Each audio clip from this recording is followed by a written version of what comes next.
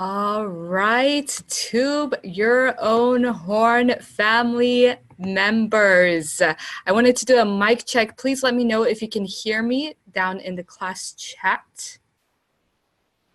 Yes, yep. Okay, great. All right, so hey, Tube Your Own Horn family members.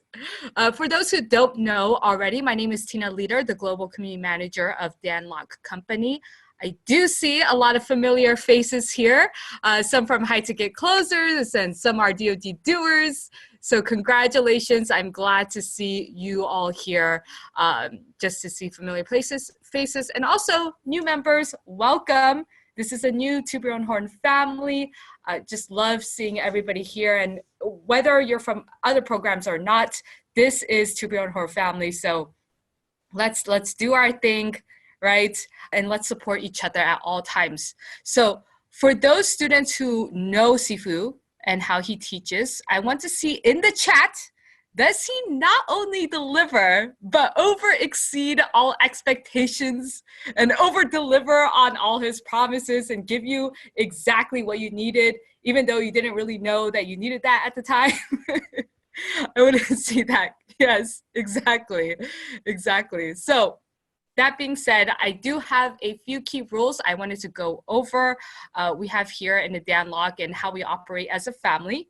Number one, just please make sure to check out the Facebook rules in the About section, as it may have changed since the last time you saw it, and any other changes in the future will be announced via email and Facebook. So look out for that in your email, and of course on the Facebook as well. It applies for Discord as well, so just look out for that. It's very similar to other programs if you've been through our other programs as well. All right, I see Sergeant Desmond, who is our Executive Director of Sifu Danlock, on. Sarge. Hi there, how are you doing, Tina? Good, how are you? Thank you so much. I'm doing terrific. I'm excited. This is week 1. And we are getting started here with Tube Your Own Horn. But you know, Tina, I think a lot of people, they already know who we are because they have been mentees of Sifu Danlock. But for those who are brand new, right, let me just explain. You know, Tina just called me the Sarge.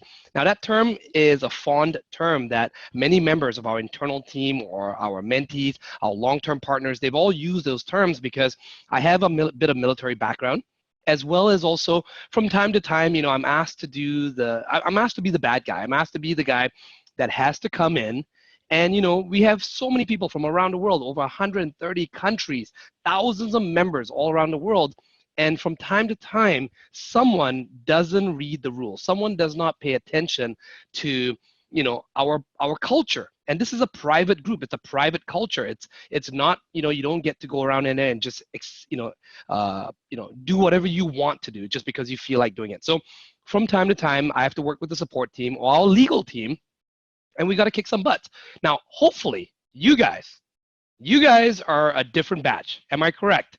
Am I correct in assuming that you guys are going to be mature, because we all want to make money. We all want to learn from this man, this amazing mentor that we call Sifu Danlock, how to make money with the videos, to impact the lives, to be able to reach a larger audience and to spread your message. But hey, it's nice to make a little bit of money along the way as well, right? All right, good, fantastic. Okay, so Tina's already covered a lot of the rules, and from time to time we'll remind you, please, okay, do not put me in a position where I have to reach out to you and, you know, remind you of the rules, because if we're doing that, I know how Danlock operates. He does not give second chances. If someone breaks our rules, you're out of the community, and that's it. You know, you just burned a really, really valuable bridge that could really make you a lot of money, change your life, and really help you to get all the dreams that you've looked forward to. Tina, back to you.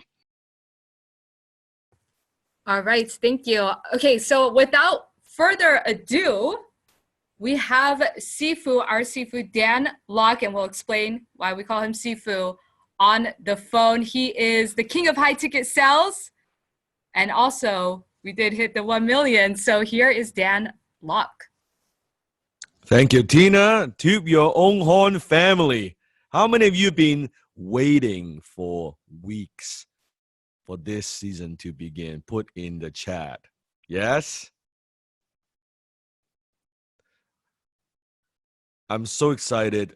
This is something that I know a lot of people have been asking me how we went from 0 subscribers to 1,000 subscribers, 10,000 subscribers, 100,000 subscribers, a million subscribers and beyond, and how we grew our channel so quickly. And not only that, how we are able to turn our YouTube channel into multiple streams of income, creating millions of dollars in the process. So week one, I believe this is the most important class of all. If you're just joining us, make sure you're joining us in the chat. We are using Discord for interaction, yes. And then you should be participating on Zoom. So do not type the comment in Zoom. We cannot see that. Make sure you put that in Discord. If you got it, say, I got it. Put in the chat, please. Very good. Very good. And I know a lot of my high-ticket closer students, you're here. How many of you are from HTC? Put in the chat. That's right. And they're here to further developing themselves, to further their education, and be a better version, be the best version that they could be, learning different skill sets. And YouTube is such a powerful platform. So we have Desmond soon. Desmond is joining us, and he's my executive director. And Desmond and I, this is a very special class because with Desmond, he was actually the one who initially helped my channel to grow to a certain point. And he was the one who, at the time we started off with just him and I, he was the camera guy. He was filming and he was making it work and he was uploading the videos. And we learned a lot of different things along the way. And we also made a lot of damn mistakes too, right? Desmond? We certainly did, Sifu. It was a big challenge, and we came from very humble beginnings. And again, I'm just one of the many members who have contributed to this growth. I'm very proud that I was given that opportunity, and very humbled also to be able to have been presented with that challenge to grow it. But it has become a beast. I mean, it has grown into this massive machine that took a lot of dedication from and sacrifice from many members, not just myself. And yes, in the early days, it was just Sifu Danlock. I call him Sifu Danlock, mentor Danlock, and myself. And then we started bringing on an extra person, and we brought on another camera guy, and then we brought on an editor, and the team started to grow. And then of course you'll see that we also do have a co-instructor here named Gabriel, and many other team members that you'll hear about as you get to know our family and our team here more and more, but who all put in blood, sweat, and tears to really align with this vision that Danlock has been growing to reach, millions of people around the world, and to help them financially, to help them, to have better mindset, to just overall impact all their lives in general. So we just feel very humbled and honored that we could have been participating in that process. And before I bring Gabe on, of course, Tina is our community manager. How many have been seeing Tina's videos within the Facebook group community? Yes? Right? Isn't she awesome? So she's the one that's here to support you in the important announcement, managing our community. And it's such an important role because she's kind of the bridge, right? Between me and the community, any news, what you're looking for, any feedback, any fire that needs to be put out, that Tina is the one. So happy to have Tina. Now, besides that, Tina also makes a lot of videos on her own, right? She has also training some of our students on how to be more charismatic on camera, how to be more articulate. So I thought to myself, why don't I also have her join us in the next 6 weeks so that we can add more value to the program, to your life as well. And of course, I have Gabriel, I call him Gabe. Gabe is my social media director. More than that, he is the magician. He is the wizard that's quiet in the background, but he's the one. He's the one that helped to take our channel to a whole new level. And he's got an amazing background. So actually, why don't I bring Gabe on, and Gabe can share a little bit about the background, the journey, and some things that we've done. Gabe?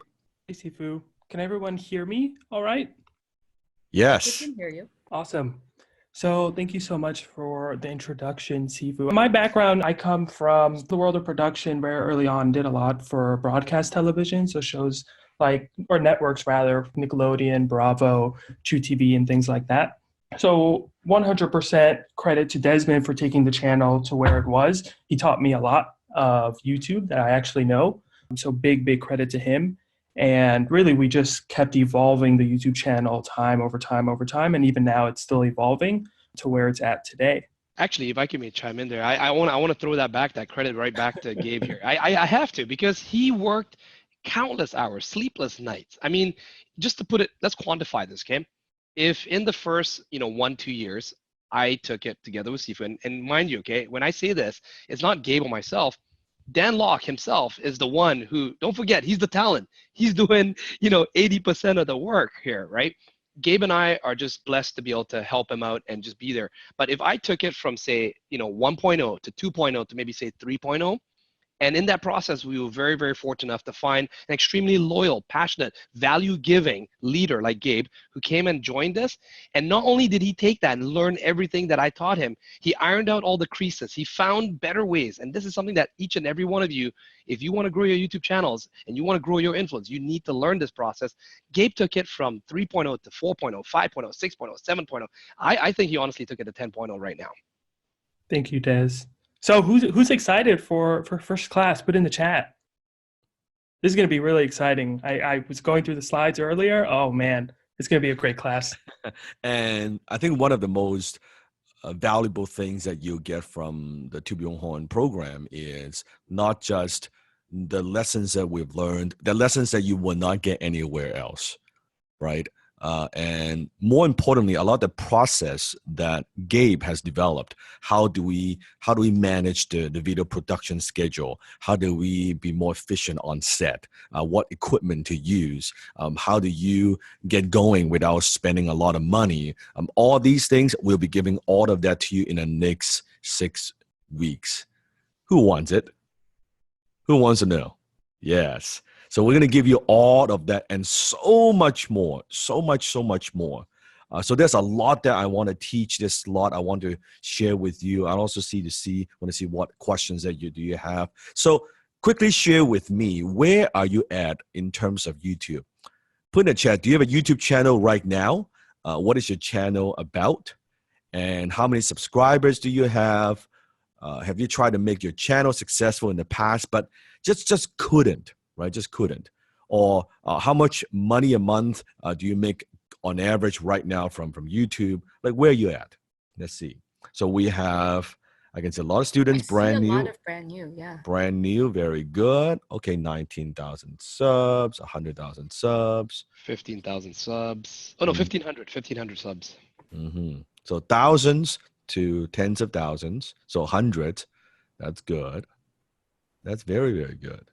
If you are brand new, congratulations, because this is actually a great thing. Why is it a great thing? Tell me. Let me ask you a question. If you were going to fly a plane, do you think it's a good idea to learn to fly the plane before you get on a plane or after you get on a plane?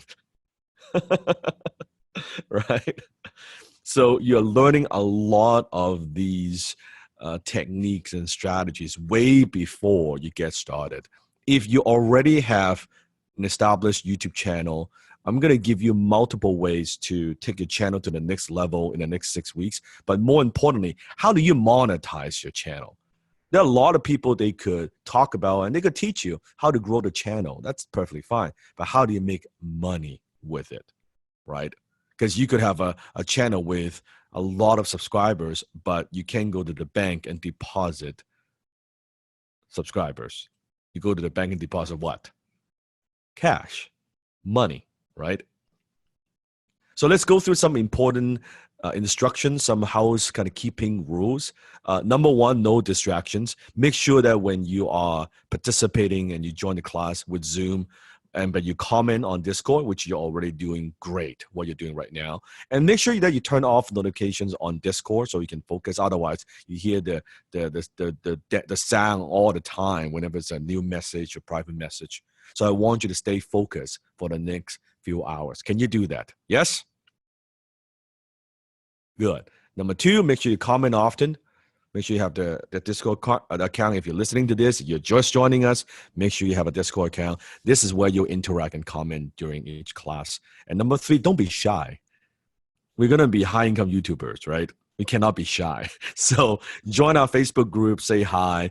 I think you will agree that the TYOH family is one of the most supportive communities in the world. How many have seen some of the introduction videos from our students from all over the world, right? We're all here to grow. We're all here to support each other. No ego. And we want to help each other to become a successful, right, high-income YouTuber. Yes? Outstanding. Number four, you want to be resourceful. Part of being a YouTuber is you need to learn to be resourceful. That if you have any questions, make sure, like example, Zoom or Discord, some of the technical questions that you might have, do your best to Google and read some instructions first online. Try to solve problems on your own first, right? The difference between someone who's successful and someone who's unsuccessful very often is not lack of resources, it's a lack of resourcefulness. It's a mental laziness. So I want to start training you day one. How do you be resourceful, right? Number two, if you still have questions, ask your brothers and sisters, right? See if they could help you. Maybe they have experience in the past, right? And number three, if you still need help, of course, reach out to support@danlok.com. We are here for you. And make sure you attend each class right here live. Class will start 6 p.m. Pacific to 9 p.m. Pacific time. Sometimes we do the class 2 hours, 3 hours. It depends on your questions, depends on what I want to share. We might go over time as well. But block out, I would say, at least a minimum of 3 hours. I'm here to deliver value. I'm here to teach you everything that I know when it comes to YouTube. I'm not here watching the clock and say, oh, that's it. 3-hour class, see you. That's not what I do. Okay? That's not what I do. And for all my students, they know that I'm here always to over-deliver. And the replay will be available if you miss the class within 48 hours. If you miss a class, don't worry, you'll get the replay within 48 hours after each class ends. Don't email support, promise me. Can you promise me? Don't email support 10 times. That won't make it faster. All right? That will not make it faster. So within usually 24 hours, but let's say 48 hours.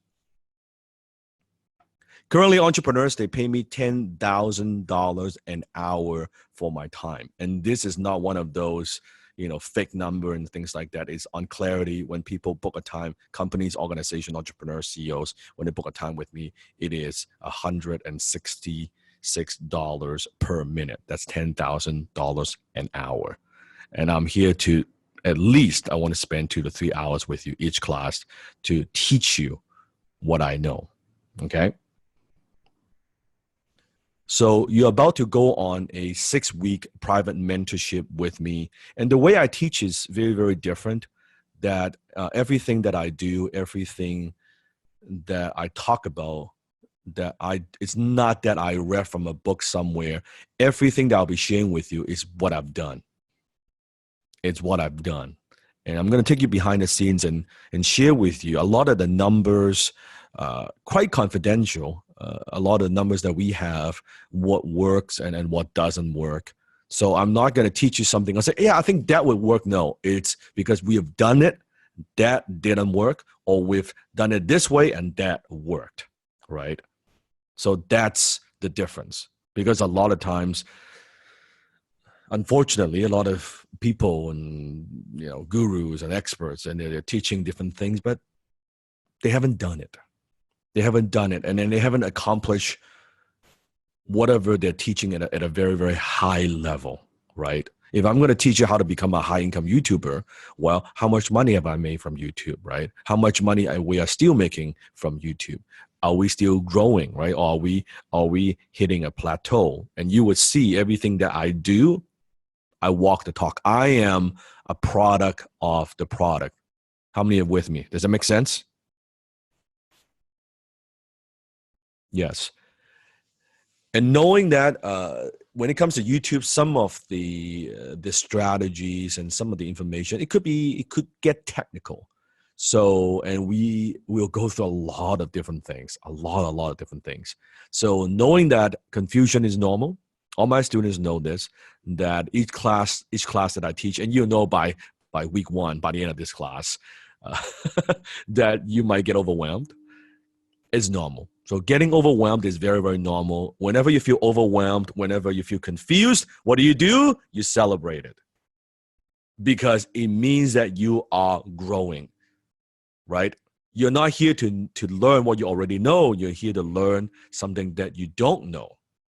So when you feel confused, when you feel like, oh, I don't quite get it. How does that work?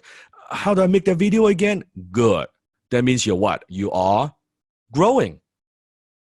You are growing. You see, as a teenager, as a child, they love to learn, they love to grow, they love to make mistakes. But somehow when we become an adult, we stop that. We stop being curious, right? We stop, as soon as a little bit overwhelmed, we just stop. Please write this down. Feeling overwhelmed, it is not a negative emotion, it is a positive emotion. Overwhelm is not a negative emotion. It is a positive emotion. As you're growing, you should feel overwhelmed. The people who are not overwhelmed on a regular basis, they are not growing. They are not learning. They are not pushing themselves. They're comfortable. And comfort is the enemy of greatness.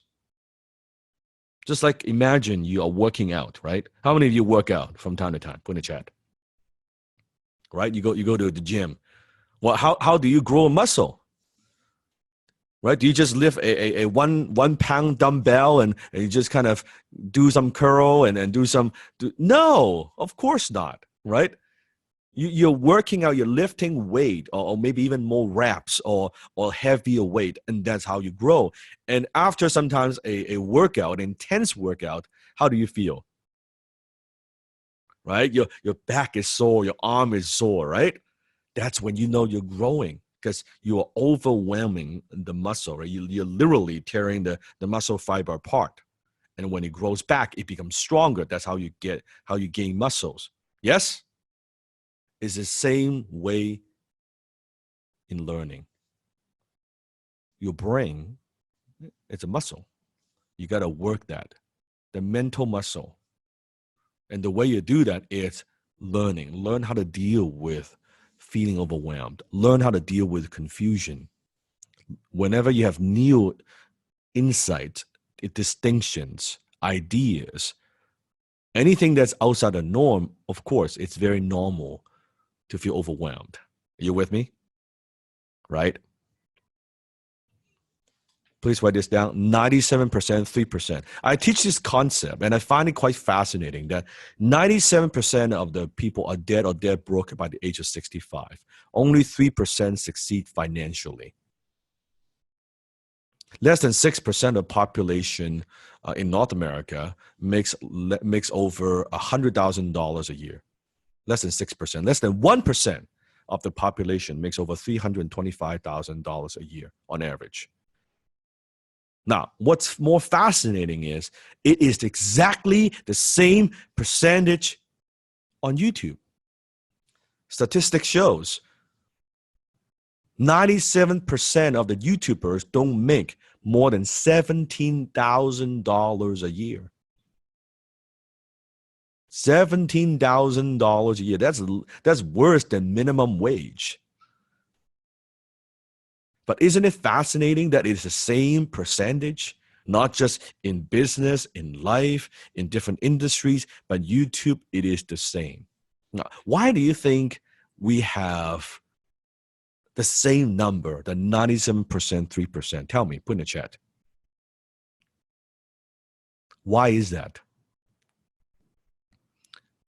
Mindset, okay, yes. Of course. But why? Why the 97.3%?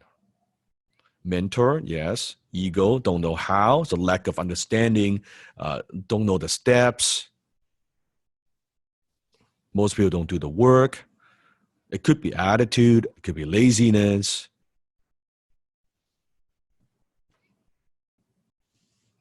And the first class, we're going to explore a lot of the reasons. A lot of the reasons.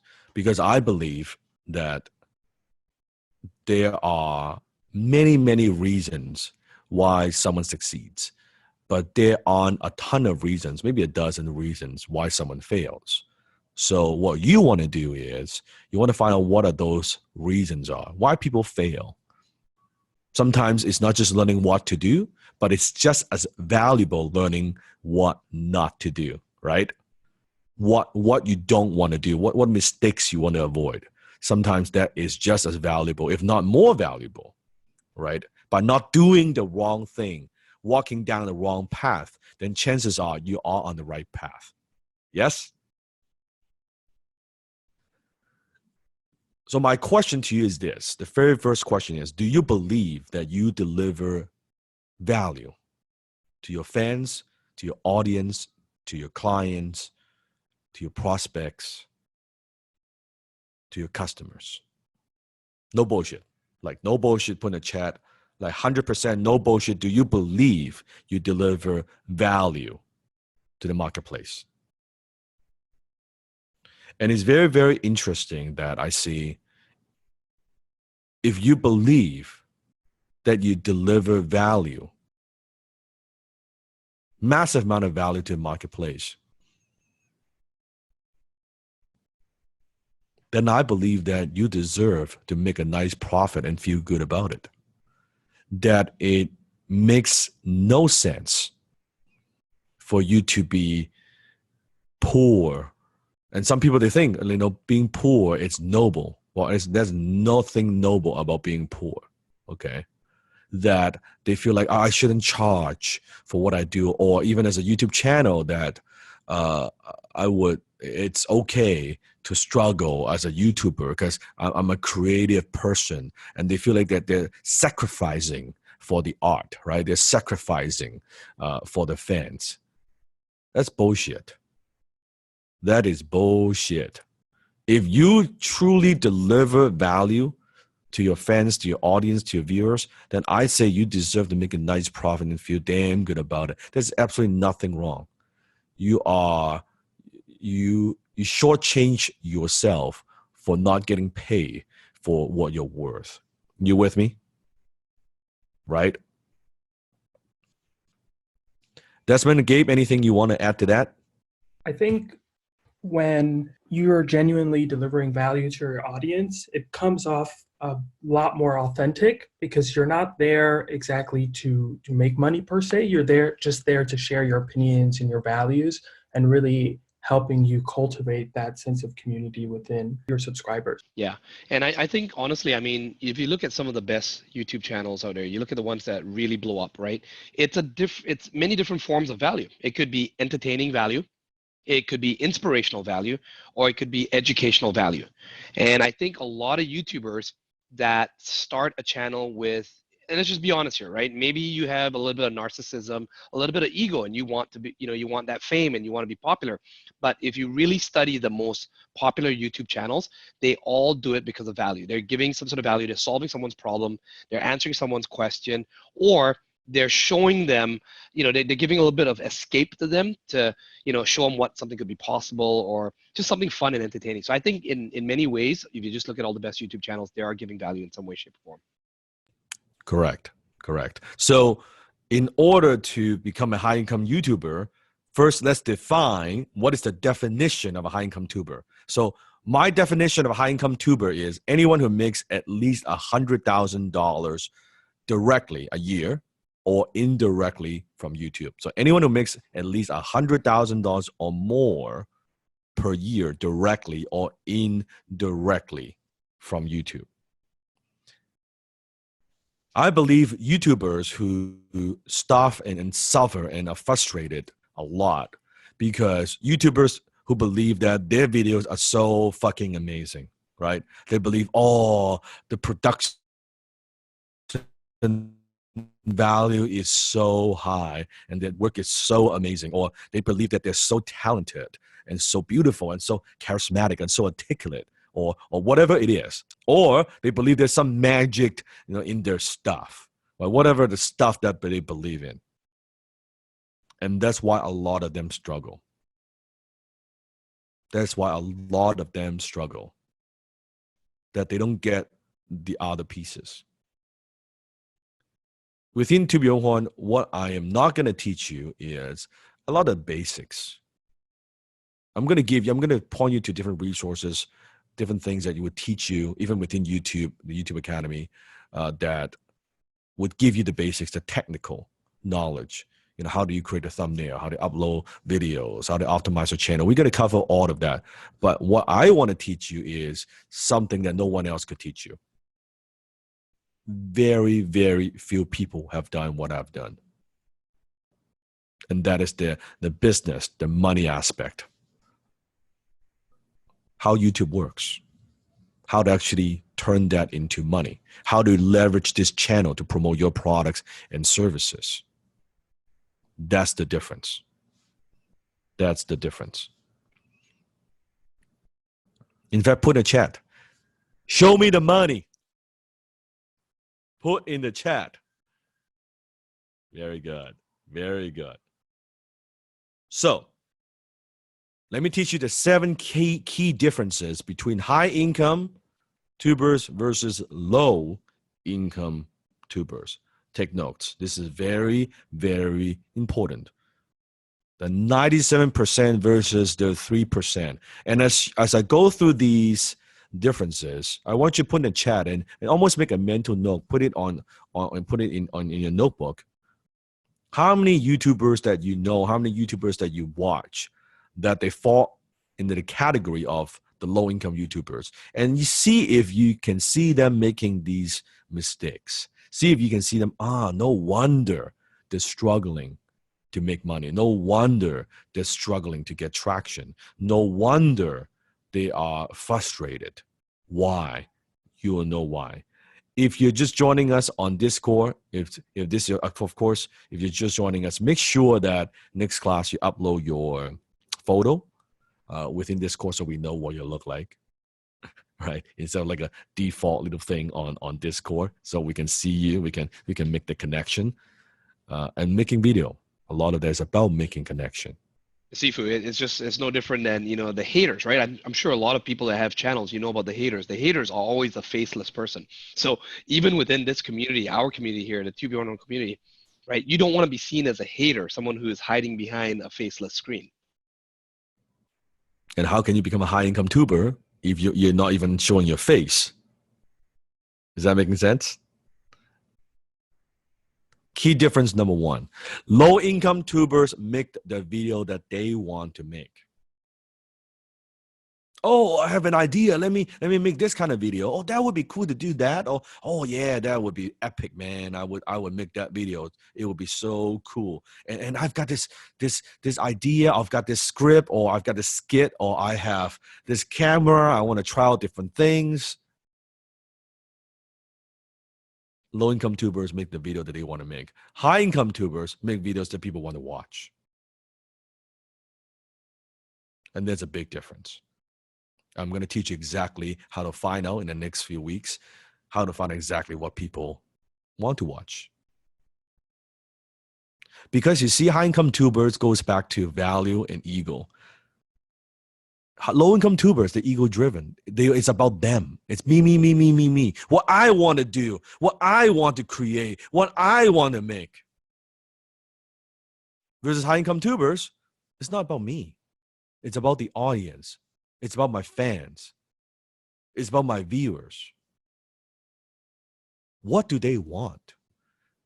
Part of the secrets why our channel grew so quickly, because We listen to our fans. We listen to our students.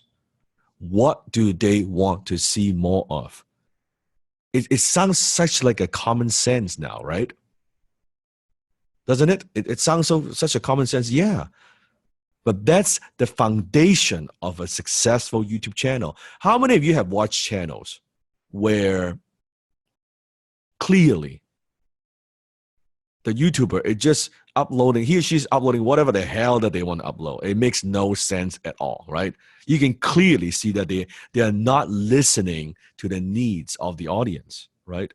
It's like imagine a Hollywood movie where the director making a movie, you know what?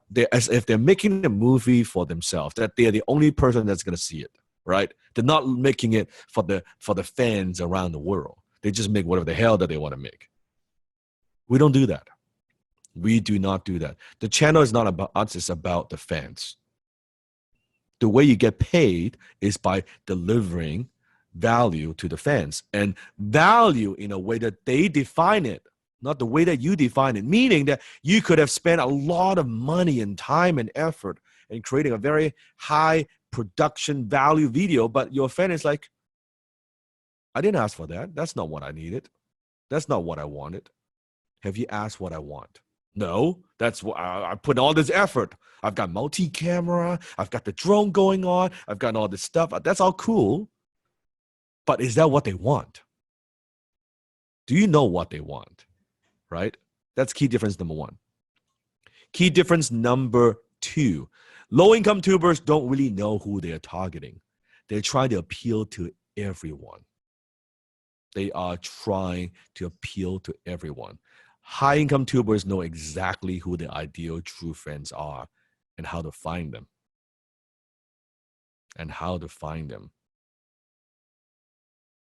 It is the same idea.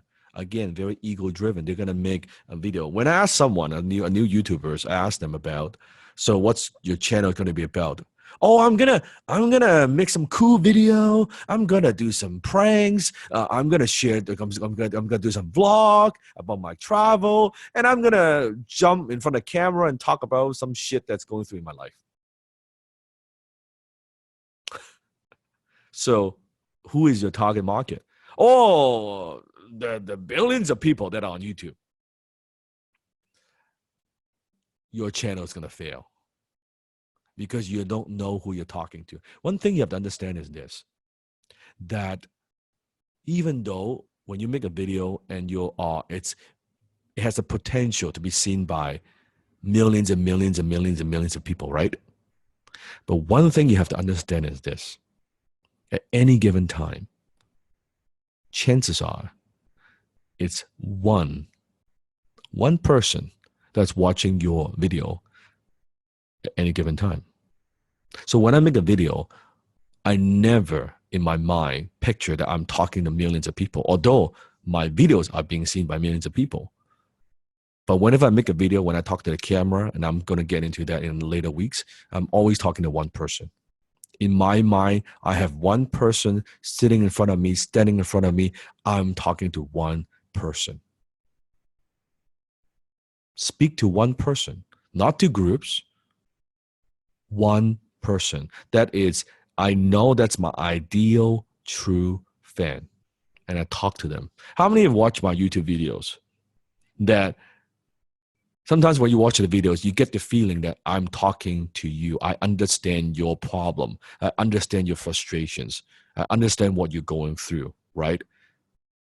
Through that video, we make that connection, and that's why you're here today, right? That I'm talking to you, and that's how you create that fan base. But if you don't know who you're talking to, you don't know who your fans are or your ideal fans are, well, how can you talk to them? You can't. You're trying to talk to everybody, right? Versus I'm very, very clear who I want to serve, who I want to help, who I want to impact. I'm very, very, very clear. In fact, let me give you a bonus tip. That's not part of the week 1 class, but just comes to my mind. Can I give you a bonus tip? Okay.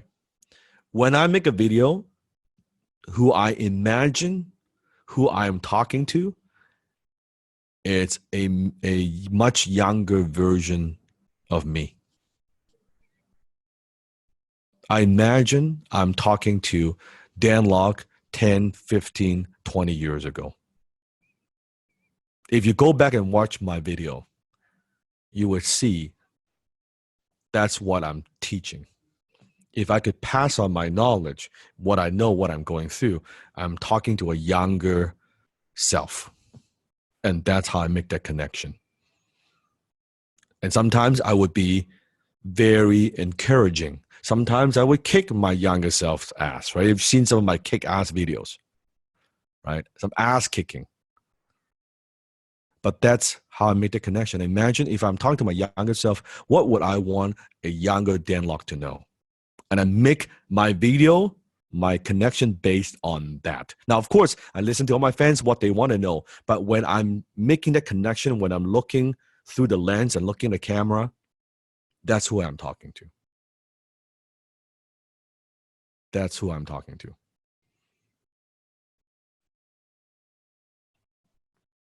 Any fool can make soap. It takes a clever man to sell it. How many have heard of this quote before? Any fool can make soap. It takes a clever man to sell it. I say any fool can make videos. It takes a genius to make money with videos. Anyone can make videos. A monkey can hold up a cell phone and take selfie videos. But it takes a genius to make money with videos. Isn't it true? Anybody nowadays, they can hold up a camera and they could be making videos. So what? Anybody can upload the videos. So what? Right? But how do you monetize it? How do you monetize it? What do you need to do? Just because you're making videos doesn't mean you know how to monetize, how to make money, right? Key difference number 3. Low-income tubers try to save money by doing all the writing and filming and editing or publishing themselves. High-income tubers understand the power of outsourcing and delegating so that they could focus on income-producing activities. I am shocked, even with YouTubers that I have mentored, that I've talked to, that they could have hundreds of thousands of subscribers. Hundreds, I mean like 6-figure subscribers, sometimes seven-figure subscribers. And I'm talking to them and they're saying to me, oh yeah, Dan, I don't know how you do it. It takes me like 3 days to create one video. I said, Yes, go ahead, Desmond. I know exactly what you're talking about, right? We've got a couple of friends, over 1 million subscribers, multiple 7 figures, and they still are doing the editing themselves. I am shocked. Yeah, it's crazy. Like they're doing the editing, they're doing the writing, they're doing the that takes even the upload, even the convert it into a file, like all this stuff. There is a lot of time wasted when you can perfectly go on the internet and a lot of the outsourcing sites, which we'll go through the different options later on, how you can outsource a lot of those tasks. There's so like Fiverr, and there's so many, right? And how to select a quality editors to help you with some of these things. When I make a video, I don't do any of those things. I do what I do. I focus on high income producing activities. I don't do the editing. I don't do the uploading. I don't do the publishing. I don't do the thumbnail. I don't do any of that. Steve, in fact, it's funny. It's a true story how actually Gabe joined our team. Was the workload was getting really heavy when I was working with, I was still being the one-man show with you. And then we brought on, the Brash and Matt Brashear, he became the video guy and I did the editing. And then after that, we needed to put animations in. And it just turned out that Gabe, who was actually part of, Seafood Dan Lok's other program where he learned another high income skill, basically did some videos. He did like a thank you video. And Tina actually brought it to my attention. Tina just said, hey, yeah, Gabe's got some skills in editing. And, Gabe wasn't a full-time, animator, but he had skills in it and he had done stuff. He had actually worked in production companies. What turned out was actually Gabe's strength is that he's a project manager, very, very organized. And on top of that, his nickname is actually the medic. He's actually the medic because like when we need things done, when we're in a crunch and you need to get things uploaded or, fixed, he always jumps in to save the day. And that's Gabe's, really strong point there. Thank you, Des. And so now you might be thinking, oh, but Sifu Dan, easy for you to say because you've got capital, that you're a very successful businessman, that of course you could hire people, right, to help you do some of these things. No, it is the other way around. My channel is successful because day one, I started delegating, outsourcing. So it frees up my time. So you can focus on high income producing activities. This is like saying, yeah, of course, easy for you to say you are like fit and you've got 6-pack abs. Then of course, easy for you to lift those weights, right? Easy for you to be strong. No, I'm strong because I lift the weights. I'm strong because I go to the gym. I'm strong because I exercise. It's the other way around. If you think, well, maybe later than when my YouTube channel is making a little bit more money, then I outsource. Wrong. You will not make 6-figure a year. You will not become a high-income tuber if you're not outsourcing. Because think about it. Just the amount of time when you're editing. How many have edited your own videos before? Put in the chat. Filming, editing, lighting, right? Uploading, all of that, right? How long does it take you to like upload one video? Tell me. Days, weeks, hours, 6, 7, 8 hours, 10 hours. My God. When there are so many other better things that we could do, right? So many. So imagine whenever you don't do any of that. I don't do any of that. Turn on camera, my camera, even before I even showed up, everything is all set up, and boom, I do what I do. And boom. After I finish, I don't look. I mean, Gabe walked them, maybe walk our students through the process, right? From when let's say there's the topic that we film, right? Yep. What's my involvement? What's the rest of the team's involvement? Usually, we'll go to Sifu. We'll have kind of a rough outline. Sometimes he has things that he wants to film, so he just preps. And key thing about Sifu as well is he's such a wealth of knowledge. He's kind of like a human Wikipedia, because we had an influencer come quite recently, and they asked, "Hey, like, where's the scripts for Sifu? Like, he doesn't look like he has anything." Like, he doesn't. He just says it genuinely just from his knowledge because he really internalizes everything that he's teaching. And he's speaking to his younger self, like he was saying earlier. From that, we start shooting. We have a production shot list that we might share with you guys, but I'm pretty sure I have it available for bonuses.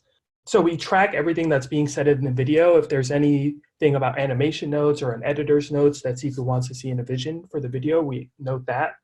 Then from there, the editors, they take it, they upload it, they start editing. From there, it goes on to animation. Then from there, it goes on to getting a thumbnail created, subtitles, and then YouTube optimization, which is a whole talk in and of itself.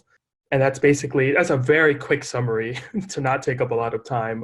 And we're going to give you the entire process, what we do and how you find good people very affordably, and how you can start even with small delegation, maybe not delegating the whole thing, but even bits and pieces of it, so that you can start freeing more of your time. Does that make sense?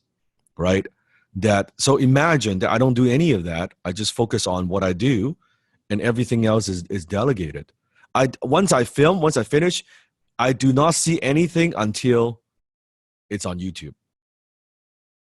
That's it. Until it's on YouTube. I just film. I don't touch anything else, not one bit.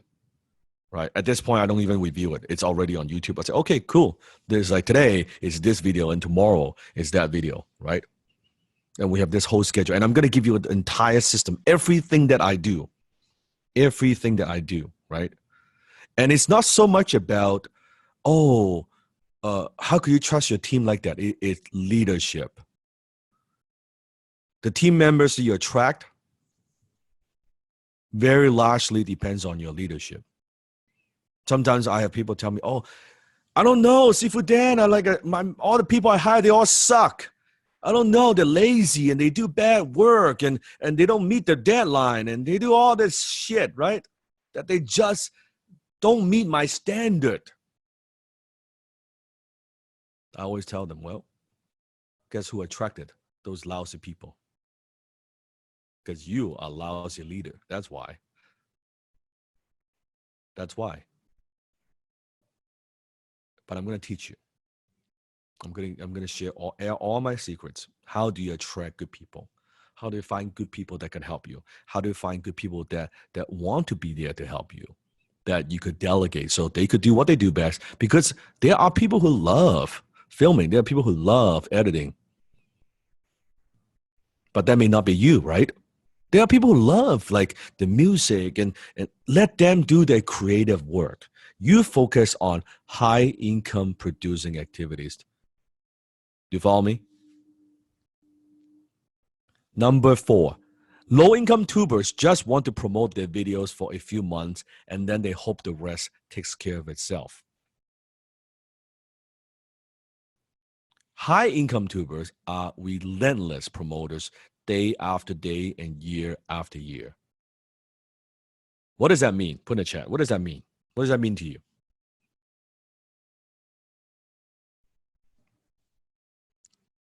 Consistency, taking consistent action, yes. Long-term thinking, they think longer term, not just, I'll upload a few videos and see what happens. Now, remember from the first video that I uploaded on YouTube back in 2014, it took me 18 months to hit my first 1,000 subscribers. 18 months, that's a long fucking time, right? In the business world. And took me another 8 months to hit 10,000 subscribers. Like when you combine that, like to hit the first 10,000 subscribers, that's quite a bit of time. Wouldn't you agree? Right? That's a long time. And imagine what if I just like halfway through that, maybe when I hit 3,000, 4,000, 5,000, 8,000 subscribers, I'm like, fuck it. This takes too long, or that's too hard, or I don't get it, or I don't think I can do this, right? From 10,000 to 100,000 subscribers, that only took me 12 months. So earlier, right, 2017, January, 10,000 subs. By the end of 2017, 100,000 subscribers. And then early 2018, 100,000 subscribers starting from, by the end of 2018, 1 million subscribers. 100 times increase in a 2-year period. So imagine if I gave up at that 7,000 subs milestone or 8,000 sub milestone. If you were me, how would you feel? Right? So long term, you want to think a little bit longer term, because YouTube has that snowball effect. And now I get more subscribers in a few hours than what I used to get in a month, right? When I was getting started. Because it has that effect. No other platforms would allow you to do this. Facebook, no. Instagram, no. YouTube is the only social media platform at this point that could do that. That you're creating long-term residual value. You're building an asset, which I'm going to get into all that. Versus on Facebook, on Instagram, it's a feed that you upload something, great. You get some exposure, great. Within days, that gets what? Pushed down. Then your stuff disappears. They're gone. Cannot be found anymore. Right? But YouTube is not like that. YouTube is not like that. Key difference number 5. Low-income tubers think about getting paid once. High-income tubers have a long-term mindset. What kind of mindset? Long-term mindset. And they focus on building a following or a true fan base. Repeat after me. True fan base. So they get paid for many years to come. Many years to come. Versus, oh, I just want to get paid once. Maybe they are aiming to get some kind of brand deal, right? Oh, so-and-so brand sponsor one video and they get paid a little bit of money, right? Whatever that they charge, they only get paid once. You do not want to get paid once. How often do you want to get paid? How long you want to get paid? Put in the chat. A long time, right? Over and over and over again. Don't you want to be rewarded for the work that you do once and then get paid again and again and again and again, right? And how many have seen YouTube videos on YouTube where you saw those videos, right? 7 years ago, 8 years ago, 9 years ago, 10 years ago, right? It is there. It is right up there. Still working on the creator's behalf, getting views. Imagine that. Do you think you will find an Instagram post or Facebook post? Forget 10 years. How about like 10 days? 10 days. 10 hours. Right? Like they disappear so quickly, get buried down, right? Immediately get pushed down by all the other new posts because it's the way that it's designed. Because YouTube, it's not just a social media platform. It is a search engine. Write it down. It is search engine. It's owned by Google. And Google is the largest search engine on the whole fucking planet. And because it's a search engine, meaning that it is designed to archive and organize a lot of data, content, information, videos for people to search. For people to search. Is it making sense? That's why it's so powerful. That's why I'm so excited to teach this to you. It is so powerful. It is not just where you go there for entertainment. This is one of the most powerful platforms, if not the most powerful platform, I believe, to grow your business, to increase your income, to build your personal brand, to sell your products and services. Key difference number 6. Low-income tubers have no idea who is watching their videos. Not only they have no idea who they're talking to, they have no idea who's watching their videos. High-income tubers reverse engineer. What's the key word? Reverse engineer their videos so viewers will take the next step. And I'm going to teach you exactly how to reverse engineer in just a couple of weeks. I know you're excited, but I need to build a foundation. I need to teach you, but I need to give you a very strong foundation so we can, if you want to build a skyscraper, what's the most important thing? Building a foundation. Week 1, I'm giving you a strong base. I need to give that to you. Okay, I'm going to get into all the how-to, more how-to than you can even imagine. But I need to give you the mindset first. They know, high-income tubers know that their money is not in essence. It is not in essence. The money is not in essence. Just not long ago, YouTubers, like YouTube had this change in the algorithm. A lot of YouTubers, they were making a certain amount of money, pretty good money, and suddenly their essence commission check suddenly got cut dramatically, right? They were making, it could be $20,000, $15,000, boom, suddenly they're down to $5,000, $3,000. It's like, what the fuck? Because low-income tubers, they think that's where the money is. That's not where the money is.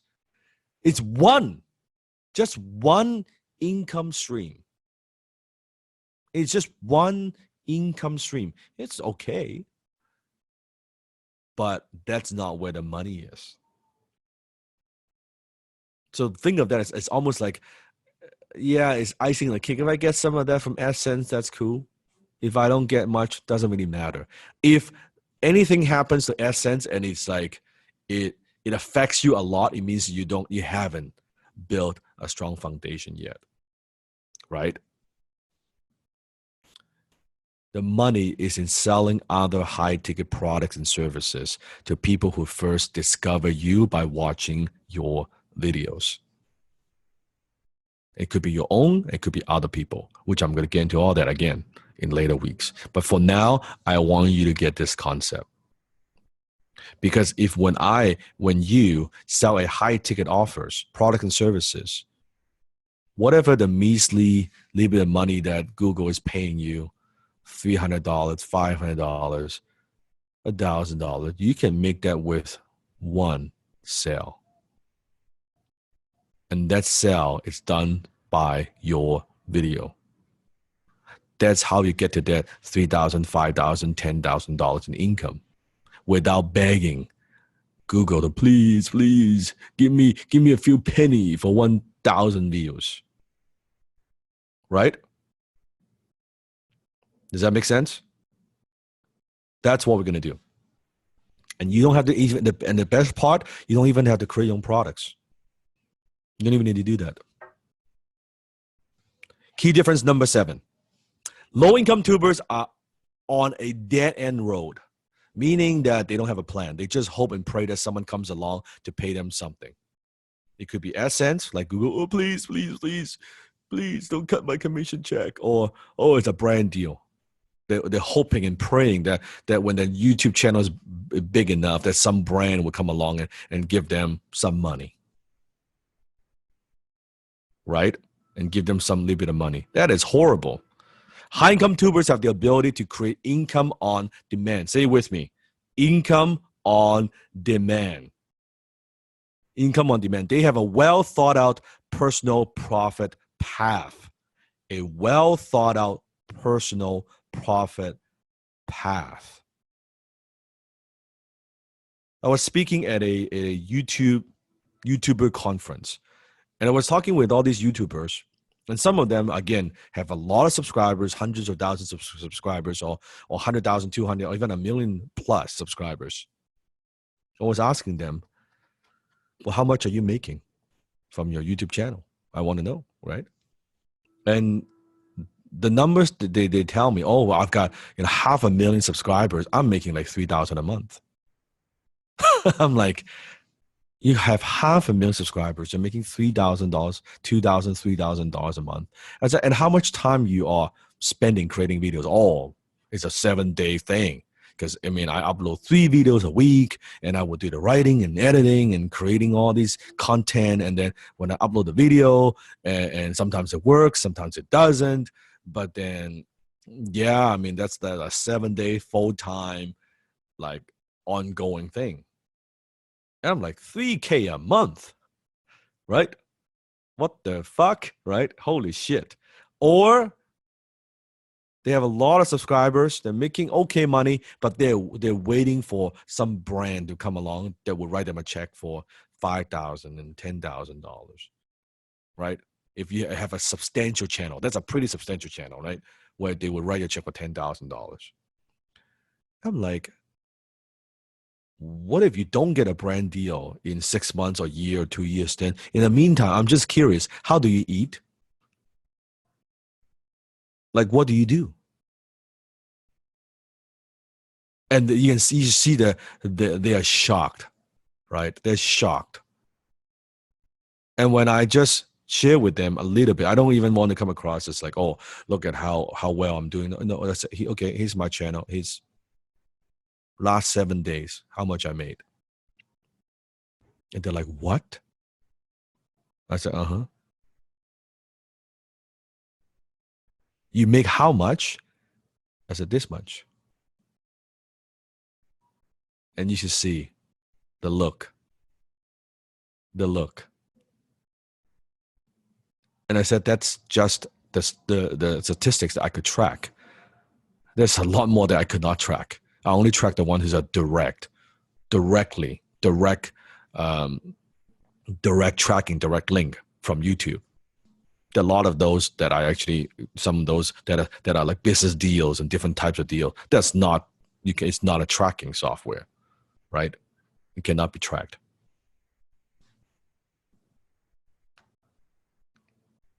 Is this making sense? So that's the 7 key difference. Put in the chat. What have you learned so far? Put in the chat for me.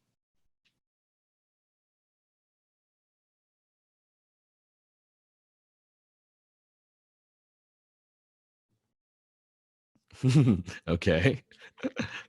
Do things right day one. Yes, that's a smart thing to do. Yes. Build an asset. Yes. Want to do something once and get paid for a long, long time, right? Outsourcing, delegating from day one. Can you see that the way I look at YouTube, just from these key, like 7 simple differences, the way I look at YouTube is drastically different from most YouTubers and anybody else.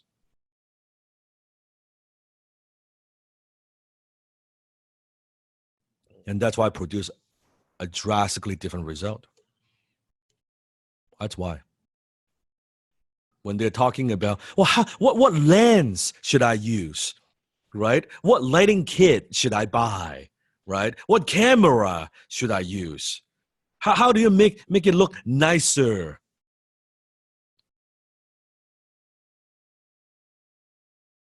That's not the point. That's not what's important. That is not what's important. That's not how you get to the bank. And not just getting to the bank. That is also not how you impact people. So the problem with most low-income tubers is you are only as good as your last gig, your last brand deal, your last appearance. I've seen all these YouTubers where they would do like a meet and greet. Have you seen that before? Do a little meet and greet, right? And they charge, I don't know, 20, 30, 50, whatever dollars, right? Little meet and greet. They organize that, and that's how they make a little bit of income, or it could be through AdSense. They have very little control over their business, and YouTube is a business. They have very little control, and that's why they have such. And what is sad about it is a lot of YouTubers, they are phenomenal creative people, that they are very good at what they do. They are very creative, and they have that intelligence. The problem is they're missing this piece that no one talks about. No one talks about, which is the only piece that I want to talk about. Because everything else, there are a lot of people that could talk about it. But this piece, no one could. Quite frankly, not many people are qualified to teach and talk about this piece. I would go face to face, belly to belly, toe to toe. Anyone that talks about how do you actually create income on YouTube. I would say, you know what? Let's compare. Let's compare. I would do return to text, return to text, return. Stats to stats. Report to report. Show me. Right? And I've consulted, by the way, with a lot of, even through the journey, I've consulted with a lot of different YouTubers, so-called YouTube consultants, right? YouTube experts, and what they do. And I learned from all of them. But at the end, nowadays, we kind of develop our own style, our own system of our Tube system, what we do, which is very, very unique, right? And you notice a lot of my students, they call me Sifu, mainly because of my martial art background. In fact, how many have watched some of my martial art videos on YouTube? Anybody? Put in the chat. Yes? Oh, wow. Okay. Quite a few. So because of that, because my passion, my martial art style is JKD, Jeet Kune Do, which is Bruce Lee's martial art. I've studied under 2 of Bruce Lee's original students, Sifu Ted Wong and Sifu Joe Lewis. And So because of martial art background, and you'll notice I integrate a lot of the martial art philosophies into what I teach, into what I do. And so a lot of my students, they call me Sifu. That's the term. One of the most powerful thing that I have learned, I've learned from my Sifu, is that he said, Dan, the biggest determining factor for your accomplishment as a martial artist is not just how many hours you train, how hard you train, is who trains you. Who trains you? And I would translate that into YouTube as well. I think the biggest determining factor for your accomplishment as a YouTuber is not just how many hours that you put into your videos or how hard you work, is who trains you. If you listen to everybody else, what they do, guess what? You'll probably get the similar results of what they are getting. And for most YouTubers, frankly, not a whole lot. Not a whole lot. They're probably broken than you are. So who you learn from is very, very, very critical. Very, very critical. Can you see that? Choosing the right mentor, choosing the right person. And I believe a mentor is someone who would push you to do what you don't want to do so you could be who you say you want to be. I'll tell you that one more time. I believe a true mentor is someone who pushes you to do what you don't want to do, what you're not comfortable doing, so you can be who you say you want to be. And the term Sifu is actually from Chinese. And the term Si means actually teacher, mentor. That's what it means. And Fu, you can see the two characters in Chinese. That Fu actually means father figure. In martial art world, when we call someone a Sifu, it is a sign of respect. And we don't call someone a Sifu very, very likely. We take that very, very seriously. As that term, I take that term very, very seriously. So a teacher for a day, a teacher for a lifetime, one day or day one, that's your choice. That this maybe is just you jump on a class, I share what I know kind of relationship. Maybe it's a 6-week kind of mentorship relationship, or for some of my students, it's the beginning of a lifetime relationship. The only thing I'm asking is, please do not, and I mean very seriously, do not call me a Sifu unless you absolutely mean it. Because I take that term very seriously. You can call me Dan. It's perfectly fine to call me Dan. Can we agree on that?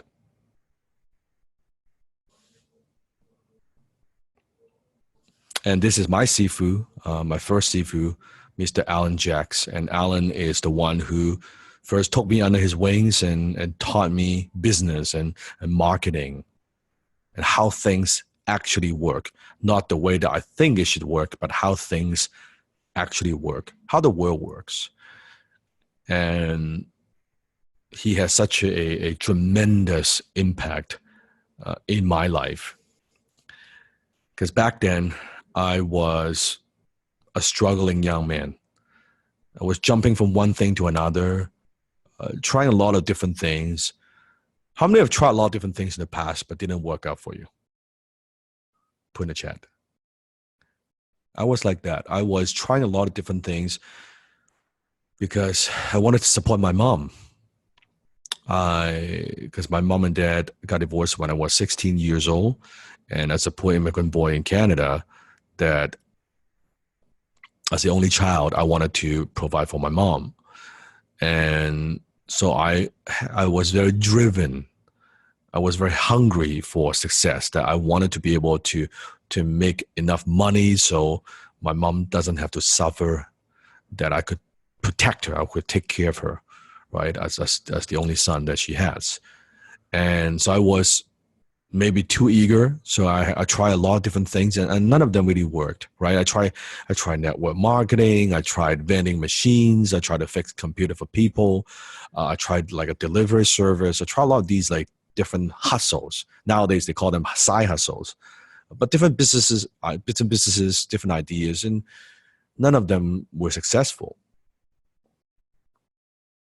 I had the drive, I had the hunger, I had determination, but I lacked guidance.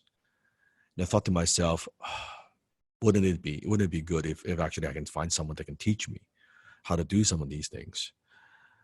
But I had no father figure because my mom and dad got divorced, right? And my dad wasn't like, he was in Hong Kong, my mom and I were in Canada.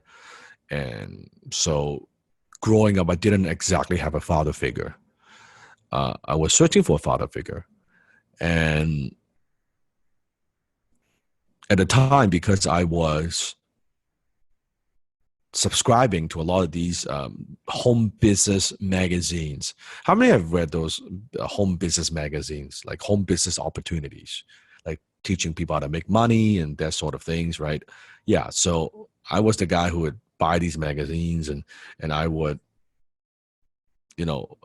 send in the request, send me more information. A lot of things I couldn't afford to buy, but I want to learn more, like how does it work, right? How can I make a living? And so I was getting a lot of these junk mails. People refer to them as junk mail. So to me, they're like my treasure box, because I was always fascinated by how marketing works, right? And Alan at the time was running the largest financial education company in Canada, one of the largest. And in fact, how many have heard of Robert Kiyosaki, Rich Dad Poor Dad? Yes. So Alan was the first one that invited Robert Kiyosaki to Canada. He was the very first one before even Rich Dad was popular. Okay. And so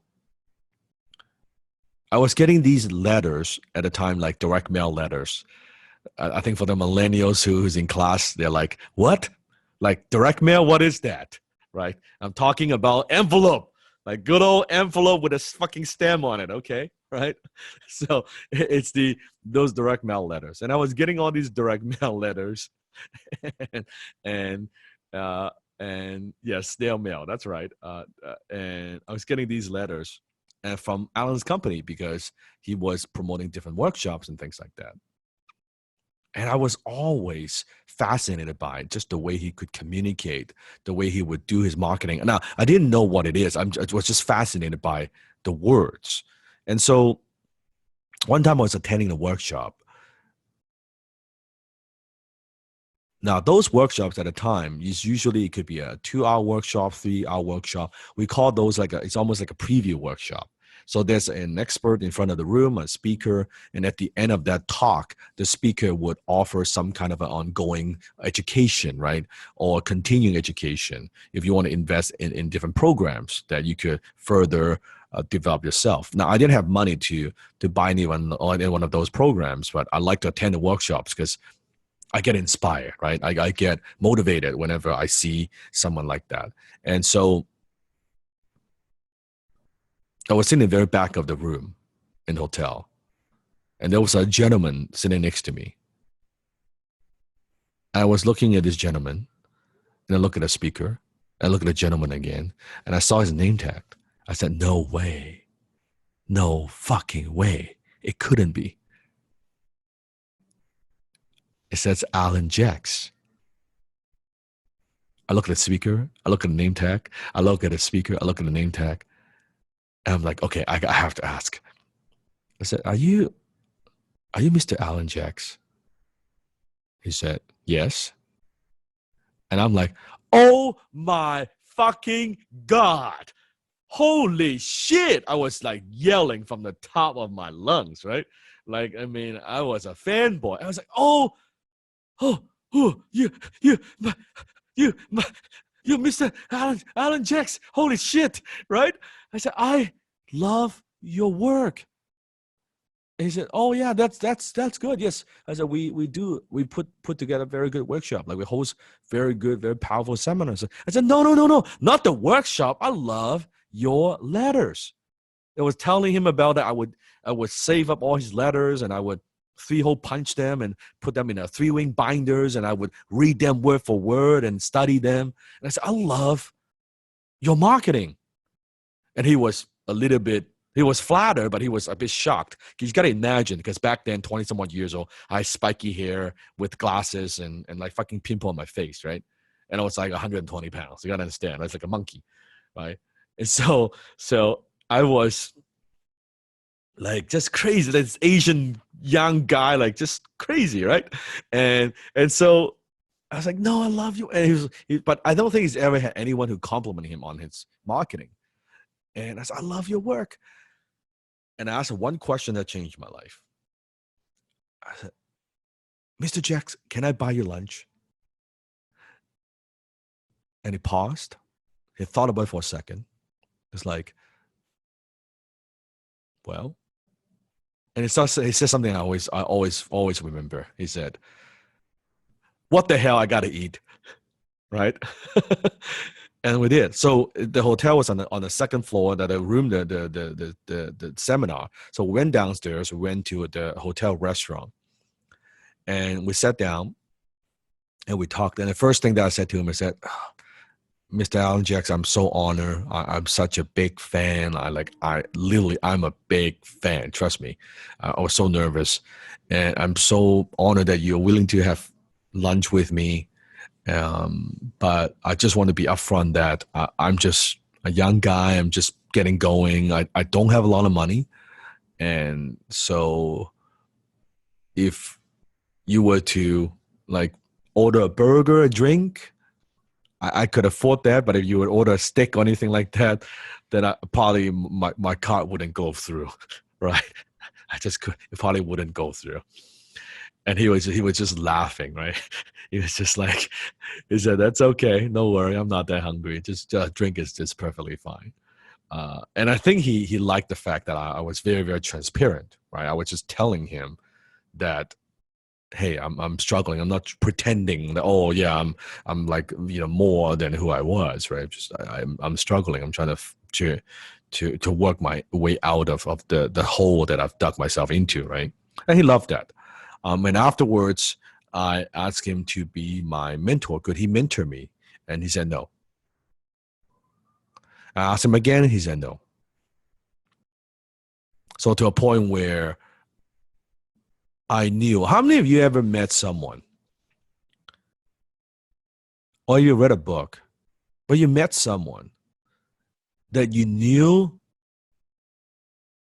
like this is the person, maybe it's your spouse. Remember before you get married, when you met your spouse, your boyfriend, your girlfriend, before husband and wife, and you just knew this is the one, right? Like that's the one. That's how I felt with Alan. That this is the one. This is the man that I want to learn from. This is the man that I've been seeking for a long time. Maybe it's that father figure that I've been seeking for a long time. But he said no. Because he's never had a apprentice or mentee in his life. He's just a very successful businessman. So he's never had someone that asked him that. So I found out where his office is, and I was basically stalking him.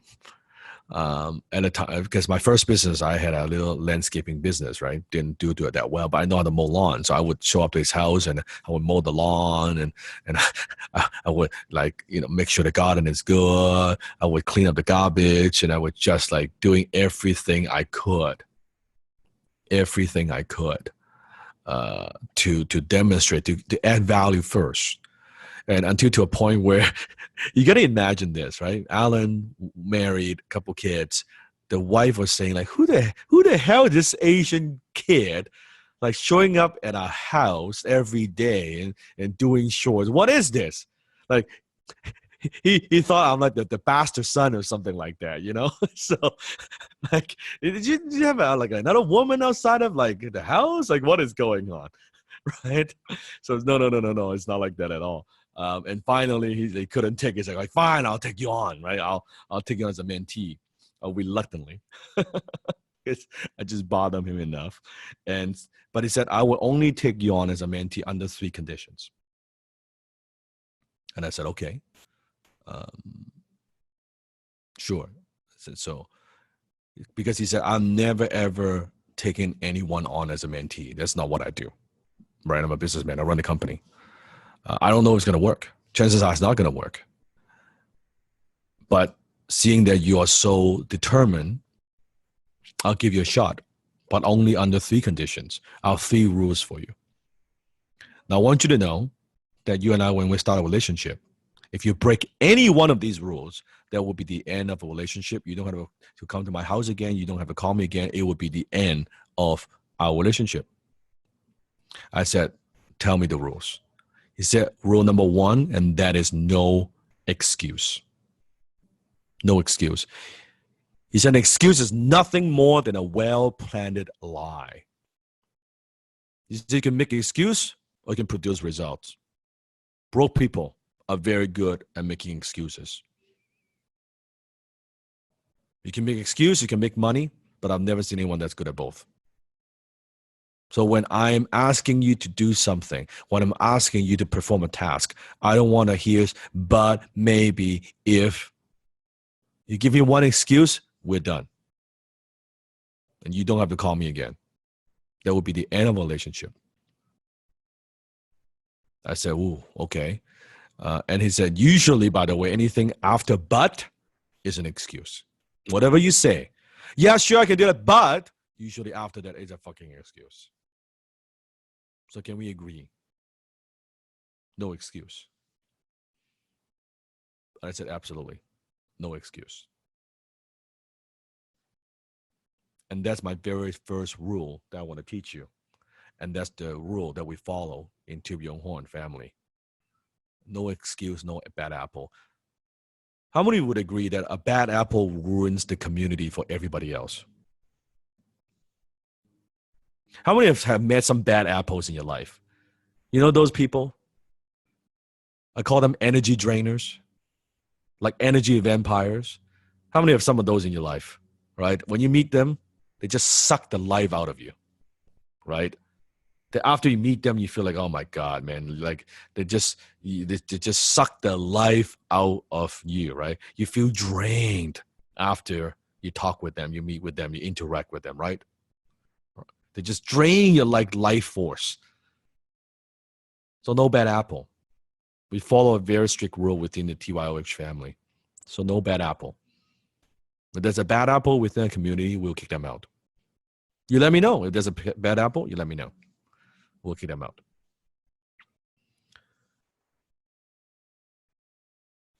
No energy drainer, no bad apple. And usually within our program, and because I teach other programs too, that usually within the first 2 weeks, we usually have to kick somebody out. Usually after the first class, by the way. Yeah, we always do, right, Tina? There's always we always do. Yeah, we always do. We always. And they don't think that we're gonna do it, and we do it every single time. Oh, believe me, we're gonna fucking do it. He drops the band hammer for sure. Yeah, we do that. We do that. Tube Horn. In fact, not just Tube Horn. Anything that I teach, any program that I conduct is a one-way door. I don't do second chances, and that's something that I'm gonna teach you in the next coming weeks. Life is too fucking short to deal with people who don't want to deal with you. So I don't do second chances. Meaning when I kick someone out, I kick them out of my life. That they will not be able to invest or sign up for anything that I do in the very future, period.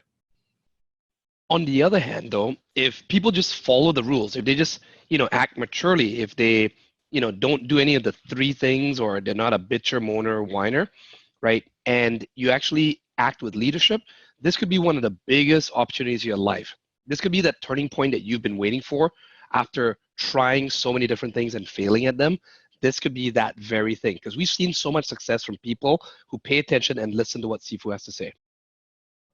And that's why our community is so strong. You would not, I'm very proud of the fact that you will not see a community like what we have because of the policies, because of the rules, because of the bad apple. I don't care who the fuck they are. I do not care who they are. I don't care if it's a YouTuber with 2 million subs. They break the fucking rule, I kick them out. I do not care. Because my family, my community, my students, they're too important to me to be ruined by some asshole, by some bad apple. Usually ego-driven, by the way, right? So we have a 3-strike rule. How many? 3-strike rule. First is, if someone breaks the rule, they will get a community mute. How does this work? Tina, maybe walk us through. Yeah, so for the community mutes, that means for 7 days, you're going to be muted. You could see the community in Facebook and all of that in Kajabi, but you can't comment, you can't engage in any way, right? So you'll be muted out completely there. And then after that happens, you'll automatically be unmuted. So you'll be able to engage again. You'll get a warning email. So check it out and you'll know exactly what you did, right? So you won't do it again. Look over the rules. The second offense, another community mute, 7 days. And that's going to be the last time, because on the third time, we will simply ban you and it'll be banned forever. And this 3-strike rules, by the way, it only applies to minor offenses. There are major offenses in which we will ban you immediately. And we don't go through the 3-strike rules. So this is us just warning you twice before we officially ban you. Mm-hmm. Mm-hmm. Can you see why we want to have these policies in place and these rules to further strengthen our community, to make sure that we don't have energy drainers and bad apples within our community, right? Tina, any examples of like major offenses?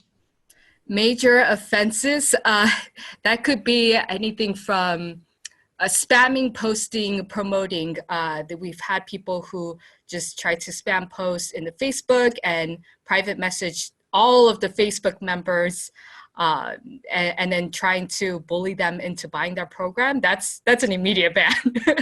You can't do that, right? There is no 3-strike for you if you do something like that. Of course, making somebody feel uncomfortable, any type of racism, sexism, things of that nature that wouldn't be allowed, right? Sexual harassment or any harassment, bullying in the community, that all of that, you can't do that. And don't think that if you're private messaging that you could get away with it. We do encourage people to email in at community@danlock, or of course support@danlock, and they'll forward it to us. And then we'll check it out.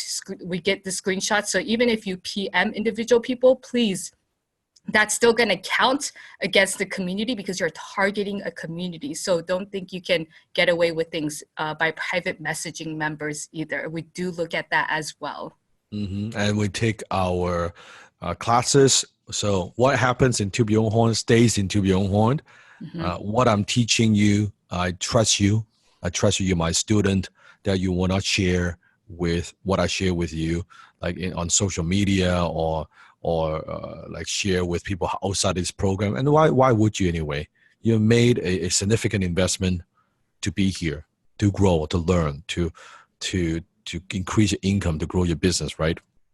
For someone who has no skin in the game, why would you give them that, right? That's what happens. And unfortunately, we've had students in the past where they take the program and they share that with other people and this and that. Those students, not only we ban them, they will hear from my lawyers. Yes. That's right. The legal team will go after them. And I have a strong legal team, believe me, right? So I don't want that, but I want to set the tone, right? I want to set the tone. And Alan gave me the rule number 2, and it's that's no opinion. I said, no opinion? What does that mean? Well, I said, Alan said, I'm not interested in hearing your opinion. Well, but Alan, what if I, like, sometimes I have good ideas that I could contribute, that I'm creative, and I said, shh. He said, Dan, you want me to be your mentor, right? I said, yes. And the reason you want me to be your mentor is you want my income, correct? Of course, I look up to you. Like, if I could even have 10% of what you've accomplished, I'm a happy guy. He said, exactly. You want my income? I do not want your income. In fact, if I have your income, my life would suck. All right. So unless and until you get to my level, you're making my income, I'm not interested in your opinion. Because your opinions so far got you to where you are today. That's why you seek mentorship from me, correct? I said yes. So can we agree on that? No opinion. And I said, absolutely. You got it. I said, Alan, no opinion. See, one thing about me is I'm very, very coachable. I'm very, very coachable. Part of why I am a good teacher is because I'm a good student. I'm a very, very dedicated student. I'm a very coachable student. And rule number 3, no victims. That's a no victims. Write this down. Lame people blame people. Lame people blame people. So he said, Dan, I don't want to hear no blame, no justify, no complaint from you. You give me one of those, that's the end of a relationship. We're done. No victims. And I said, you know what? That I can absolutely do because I know I'm responsible for my life. That I take responsibility. I take extreme ownership. I said, that's absolutely no problem. I said, no victims. You will not hear any of that from me. Because I know if I'm pointing finger to somebody else, there are 3 fingers pointing back to me, right? So we have a rule in our community, and that's no BMW. No bitcher, moaner, and whiner. You can drive a BMW, but don't be a BMW. Absolutely, you can drive and buy a BMW, just don't be a BMW, okay? No bitcher, no moaner, no whiner. So can we agree on that? Yes, family, can we agree on that? The 3 rules. What are the 3 rules again? Tell me. No excuse. No bad apple. Right? No opinion. And no victims. That's right. Excellent. Excellent. And by the way, we stand behind everything we do. Sifu stands behind everything that I do. Okay? So here's the deal. I'm very, very committed to you succeeding on YouTube. And I have a rock solid 30-day money back guarantee. Plus I have thousands and thousands and thousands of worth of bonuses that I've added to the program. So first, the guarantee. With any one of my program, I always give a 30-day, 100% unconditional satisfaction guarantee. How long? 30-day. It means this, you're going to go through the first 4 weeks with me. More than half the program. You get all my secrets. You get to participate in class. You get to interact with all your brothers and sisters from all around the world. And by the end of the first 30 days, if it's not a good fit and you believe that I'm not the right Sifu for you, all you got to do is just email my support and say, hey, Sifu, this is not what I'm looking for. And we fund 100% of your money back. But you know what? It's not going to happen. Because I always deliver. There's a reason why I have students in over 130 countries now. There's a reason for that. Why we have a global education movement. How many have seen just even the free videos that I put out on YouTube? How many would agree that just those free videos alone that I upload every day, they're more valuable than some of other people's programs, just for my free videos, right? So what I'm going to teach you within Tube Your Own Horn is incredibly powerful, and it will change your life forever. I promise you that. I promise you that. So that's my guarantee. So my guarantee is rock solid. If you don't love it, by the end of 30 days, you let my team know. If you stay with us past the 30 days, that means that I know you are fully committed, you're in, and you're serious about becoming a high income tuber. And a lot of the bonuses will be unlocked after that period of time. Is that fair?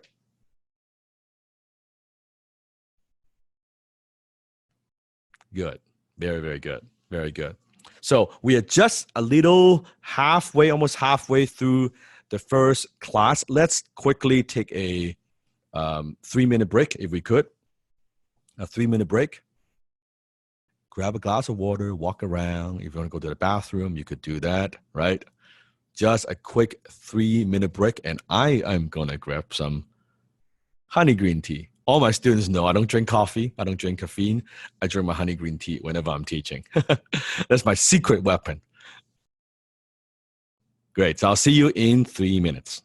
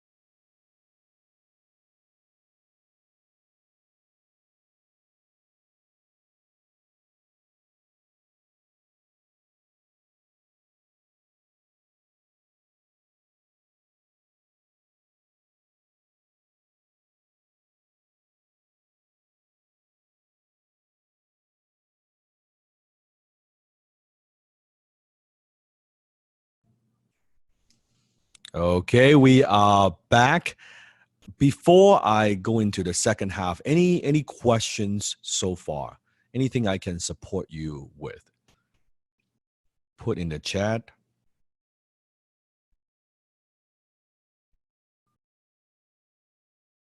Welcome. You're welcome.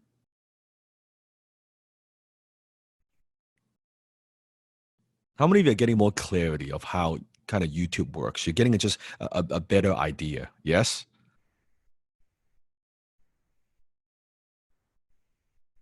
Good. Good. That makes me happy because that means that I know that when I design the program, when I design the curriculum, that it's you can see it's very well thought out, right? I want to give you one that's kind of like building a house, one brick at a time, right? And we're building on the next step and the next step and the next step, right? One of the things I believe in, and there's genius in simplicity. Write it down. There's genius in simplicity. that one of my gifts is being able to simplify things, being able to teach it to my students. That's just one of my strengths that I could do. That I could take very complex subjects and be able to teach it. Versus you even remember back in school, that the professor, right?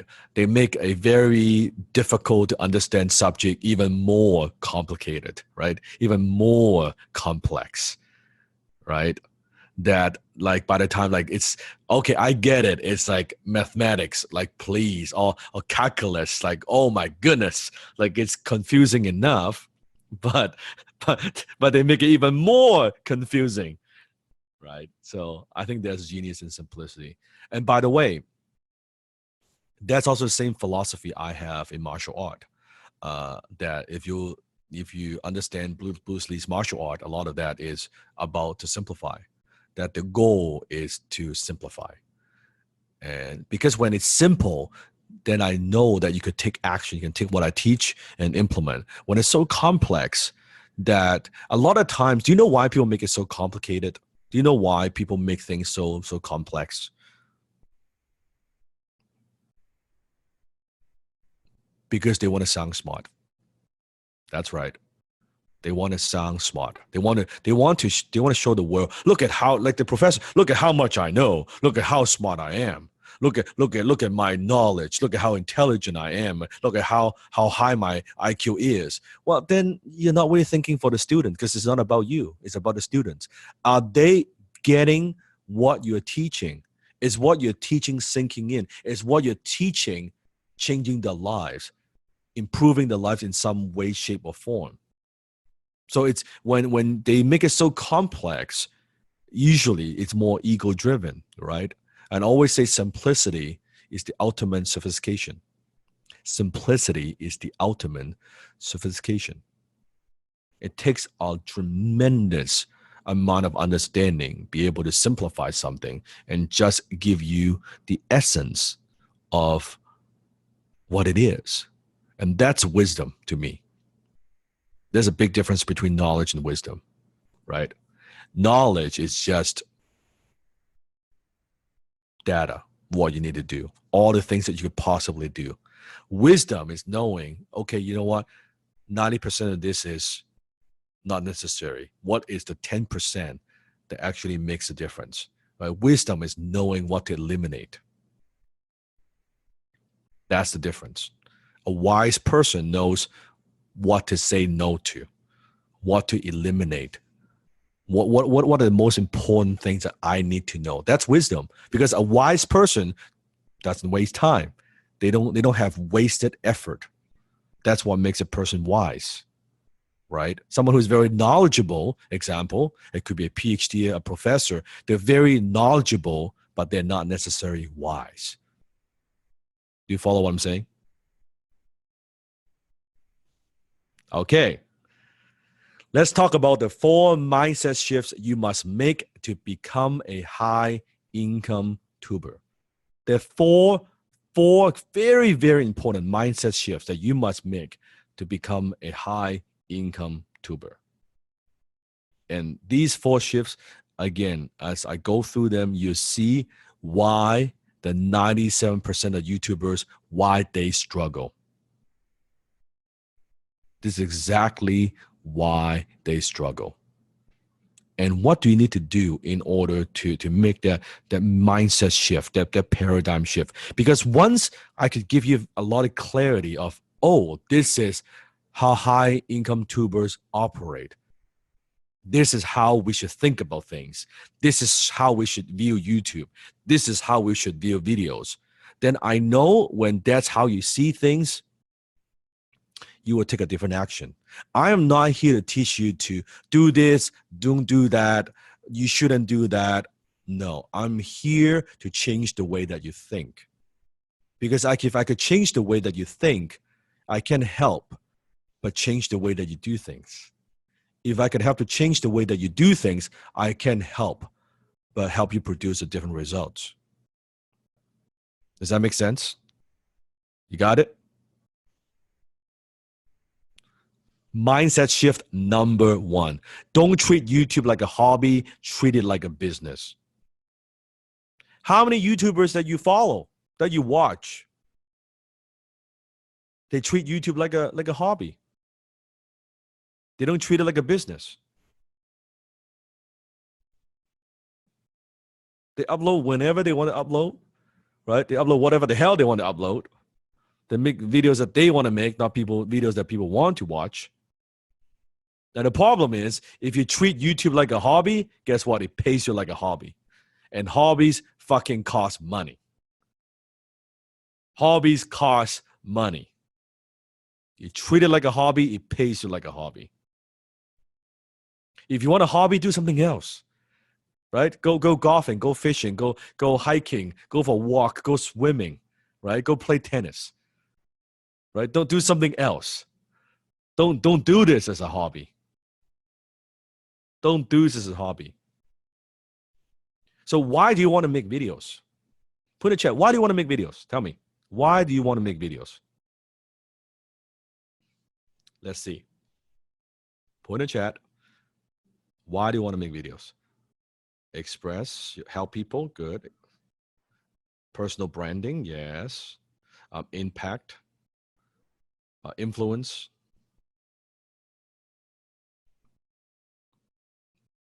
Serve others, yes.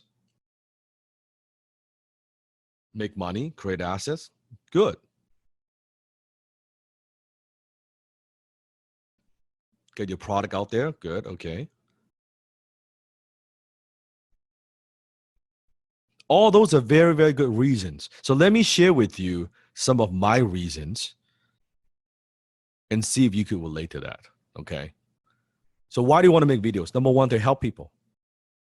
To help people. And I've inspired tens of millions of people on social media. And YouTube is just one of the platforms. But let's talk about YouTube, right? Tens of millions of views, tens of millions of people. And I've made countless millionaires, help people start a business, get out of debt, become a high-income earner, develop financial confidence, quit nasty habits, recover from bankruptcy. You see those comments on my YouTube channel underneath my videos all the time. All the time, right?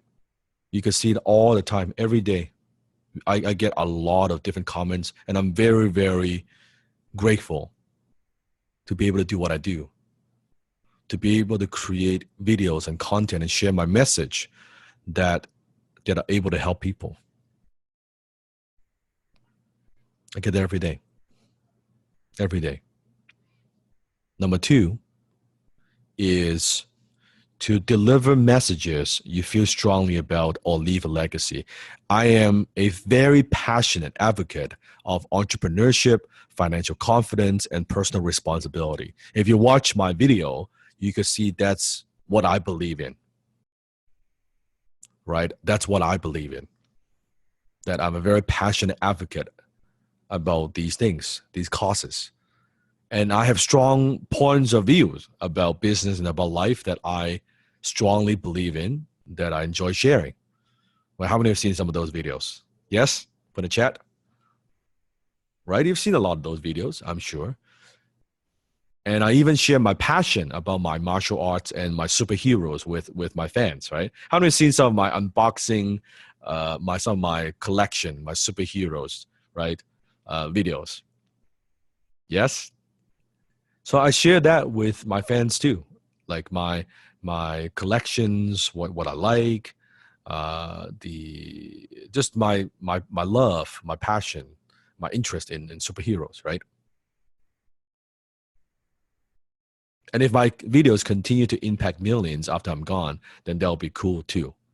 That'll be very, very cool. And from there, we have students from all over the world, and this is one of my events that I do once a year called Closest in Black, where all my students, a lot of them found me on YouTube. We gather together. It's a 3-day of celebration. Be able to do that because of my videos. Because of my videos. Number 3. How many want to make videos because you want to become much more prominent or more celebrated, more recognized, more respected within your industry or profession or community? Put in the chat. Yes? So as a global educator, again, I have students in over now 130 countries. I've been a 2 times TEDx opening speaker. I've been featured in numerous media outlets. This is me on TEDx, on the TEDx stage. YouTube could help you do that. YouTube could help you do that. And number 4, how many of you just want to be famous? You want to be more well known.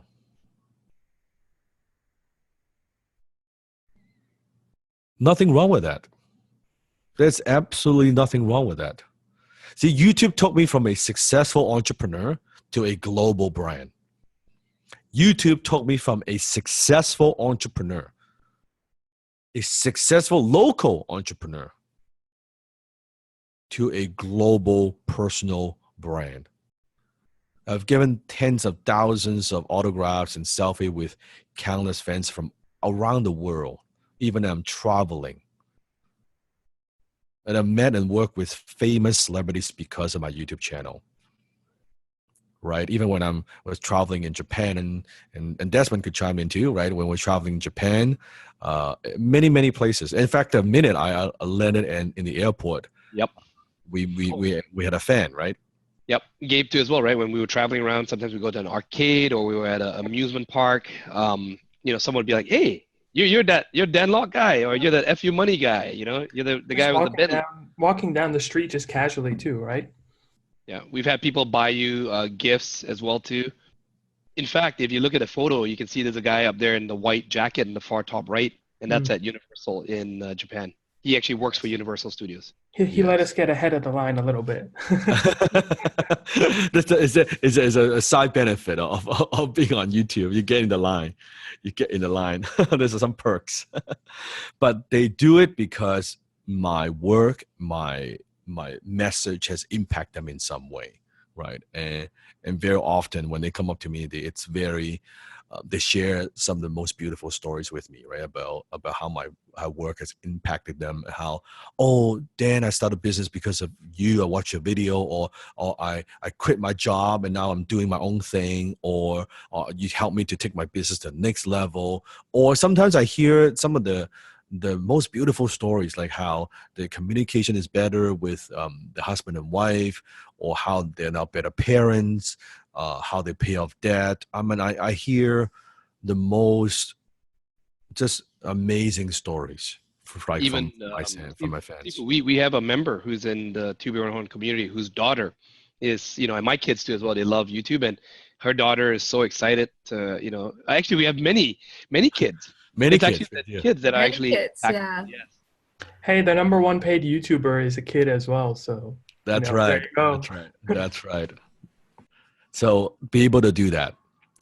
And number 5, to advertise. How many want to be on YouTube because you want to advertise and promote and market yourself, your product, or your business, or just a cause? How many want to do that because of one of these reasons? So YouTube allows you to attract happy and paying customers who want to do business with you. And I'll get into how to do all of that in the next few weeks. And you can build your list on autopilot through simple videos. You can build your list on autopilot through videos. Also, YouTube positions you as the expert in your niche or in your industry. I want you to think about locally, if you're a service provider locally, how many of your competitors have a YouTube channel? How many of your competitors have a strong YouTube presence? Just think about it. And imagine if you have that and they don't. What kind of unfair advantage would you have over your competition? And I'm not talking about I'm not talking about you need hundreds of thousands of subscribers. No. You can totally be the big fish in a small pond, even with a few thousand subscribers. If you're running a local business, that your local service provider, that locally that's where your market is, even a channel with a few thousand subscribers, guess what? You are the big fish. You are the big fish. You're not comparing yourself with these like crazy YouTubers with millions of subscribers. No, not at all. Not at all. Right? I have students of mine who is, let's say, a real estate agent. He only has a few thousand subscribers. 6-figure earner, top realtor in his city. A few thousand subscribers. That's it. That's all you need.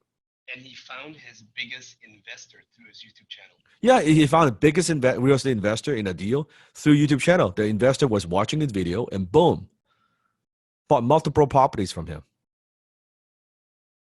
You don't need to. There's a saying. In the kingdom of the blind, the one-eyed man is king. Write this down. In the kingdom of the blind, the one-eyed man is king.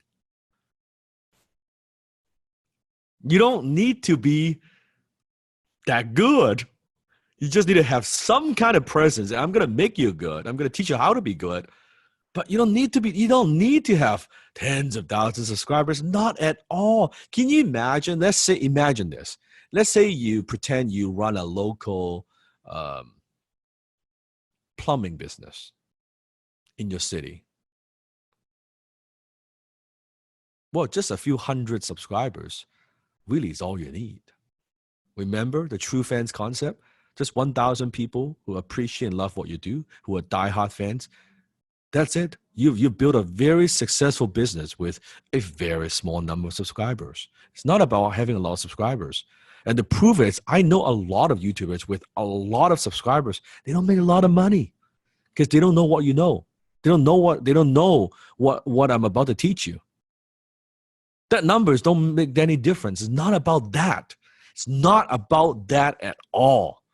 You see, it's not about those numbers at all. So don't be impressed by, all these numbers. It doesn't matter. It's not about that. It's a small number. The power of imagine, let me give you a different example. What if you are selling, let's say, high-end luxury automobile in your city? Do you need hundreds of thousands of subscribers, or you need the right type of subscribers who would buy a $200,000, $300,000 car from you, right? Yeah. You could have a few hundred subscribers, but if it's the right subscribers, my goodness. On the other hand, you could have 100,000 subscribers, but they're not the right type of subscribers. Who cares? Maybe they're not the right clientele that they cannot afford the car that you're selling, right? You with me? But I will not even spend 1 minute of my time making videos for any of those reasons in and of themselves. Everybody give me an aha, like,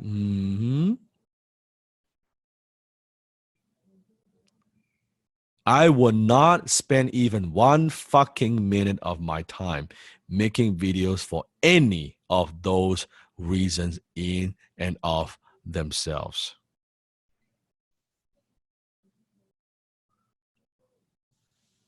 Some are pleasant byproducts. Others are useful to the real outcome. But none, listen to me, none justify the time and effort and investment in of themselves. None. YouTubers, incidentally, are very confused about the difference between outcome and accomplishments versus steps. So those reasons, they are good reasons, but not one of them justify the time and effort and investment in and of themselves. I make videos to create wealth and autonomy. Say it with me. I make videos to create wealth and autonomy. I make videos to create a powerful personal brand so I can make a bigger impact in the world. I make videos to document my life and progress, to hold myself accountable, to hold myself to a higher standard. That's why I make videos. I want to let that sink in for just a moment.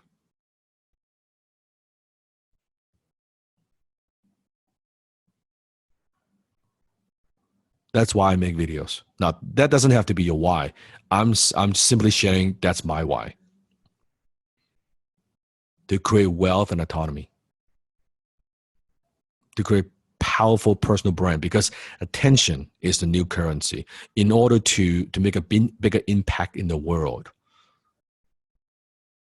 You can't do that if no one is paying attention to what you have to say. You cannot do that if you're not influential. So in order to do that, in order to leverage YouTube to be influential, so I can make a bigger impact in the world. Some people, they say, oh yeah, Sifu Dan, I want to help people. I said, no, you don't. No, I want to help people. I said, you don't. What do you mean I want to help people? Okay. So what have you done to get more attention in the world? What have you done to be more influential so you could impact the world in a bigger way? You're afraid to put yourself out there in some way, shape, or form because you're uncomfortable. Because you're afraid of what people would say. You're afraid how the world would view you. Then I say, well, then you're putting your own comfort and feeling ahead of helping others. Isn't it true? You say you want to help others, but that's not the truth. That's not the truth at all. Because if you truly want to help others, you will put others first. So really, it's not about others, it's about you. Because your conviction is not as strong compared to your conviction with convenience. You let your convenience get in the way of your conviction. I'm a realist. I know in order to make a bigger impact in the world, you need attention. And nothing is more powerful on social media than YouTube.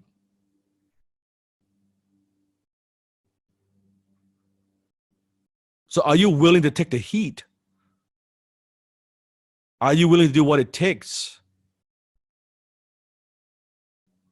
Are you willing to get criticisms, haters, attacks for no reasons? Because you believe in your mission so strong that you're willing to sacrifice for what you believe in. That's helping people. That's making an impact in the world, not just lip service, not just saying, oh yeah, I want to help people like the hell you do. You don't.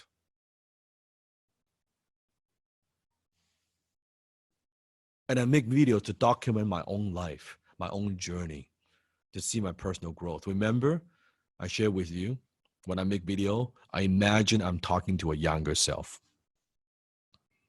a younger version of me. And I document my life.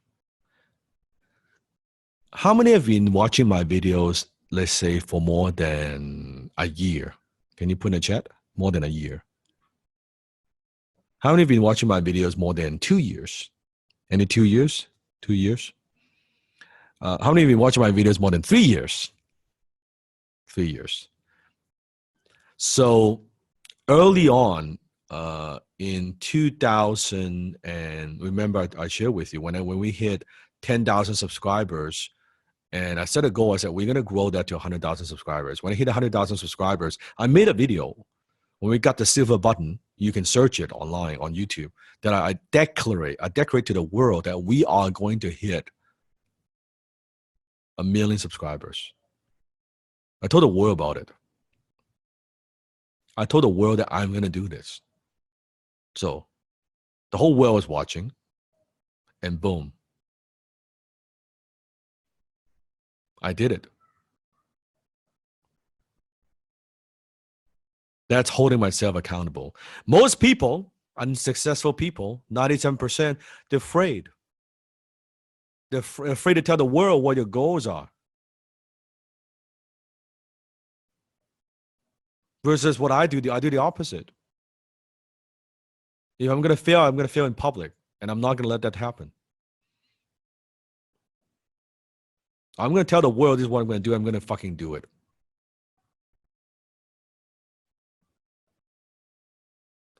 Versus, well, I don't want to tell other people because what if I fail? Guess what?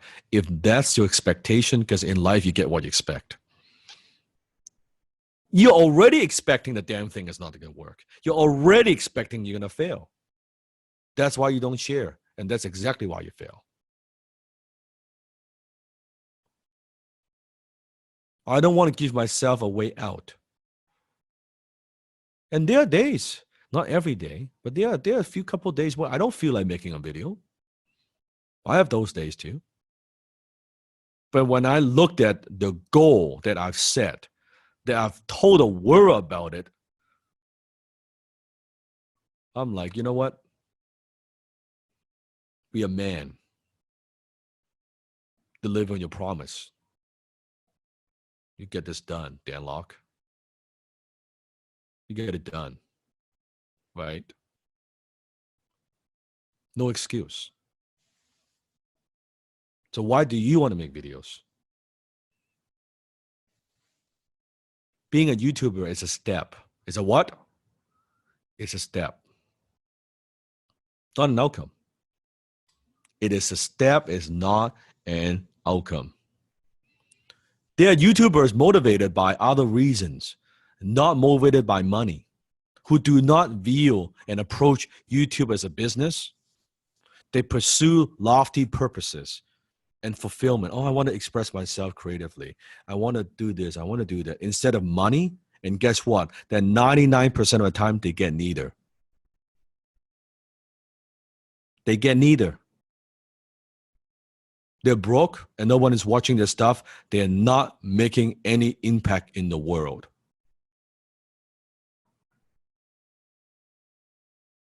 You cannot drive your mission without money. You cannot drive your mission without money.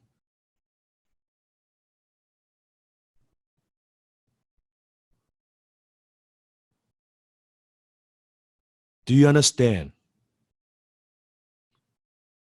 You need to view it and approach it like a business. So you could express yourself creatively. So you could make a difference. So you could impact the world. So you could serve others.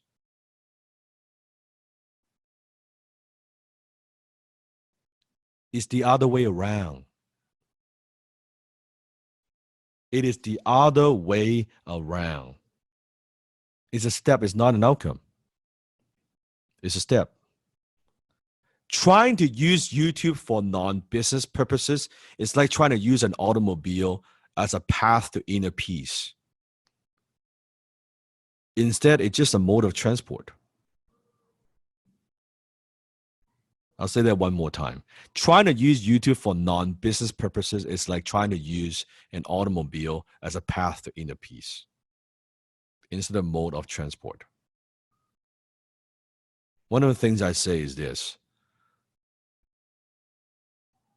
The 97% that use social media for pleasure. The 3%, we use social media for profit. It's the only sane reason why you want to be on social media. What most people do is they use it for pleasure. Do you know why they use it for pleasure? They go on social media, they want to get likes, they want to get views, they want to get shares, they want to get all this shit. Why? Because their life sucks. They got nothing going on. It's the one little outlet that they could get one tiny little bit of validation, one tiny bit of approval, one tiny little bit of attention from the world. Because their day-to-day life is pathetic. That's why they're on social media, for pleasure. If it's If it's not because where the attention is right now, I will not be on social media. That's where the attention is. That's where people go. That's where I go. If it's onto nowadays, just go back to direct mail. Guess what? I will be in direct mail.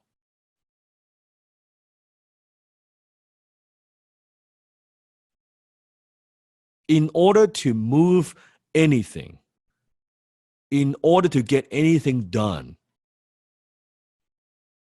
in order to move your costs forward, to generate revenue for your business, to sell more product services, first up, you need attention. You need attention.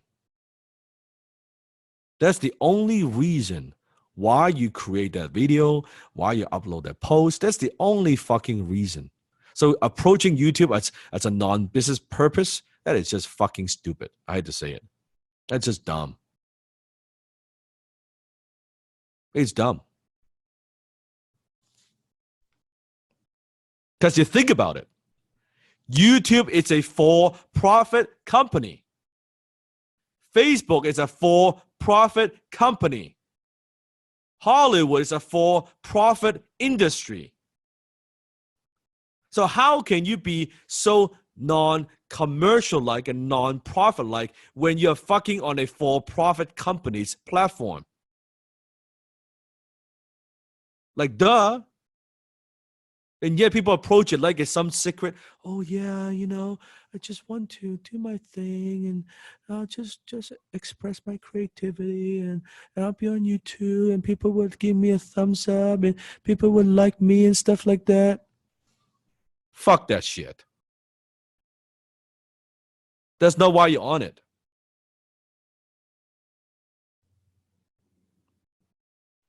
That's not why you are on it.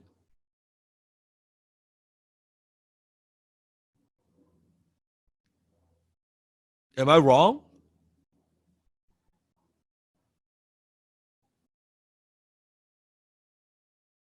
All the platforms, they are there to generate a profit. So you should be on there to generate a profit. And as a byproduct, then you get everything else. You get the impact. You get to help people. You get to promote your personal brand. You get to be famous. All those will become byproducts. If you're clear with your outcome, you will get all of that automatically. But if you don't aim for that, then you think you're just going, I'll just make some videos, make videos I want to make. Then it's a problem. When you understand what I'm talking about, you'll realize that being a high-income YouTuber is a business. It is an entrepreneurial venture, predominantly about promoting, closing, and marketing. Write this down.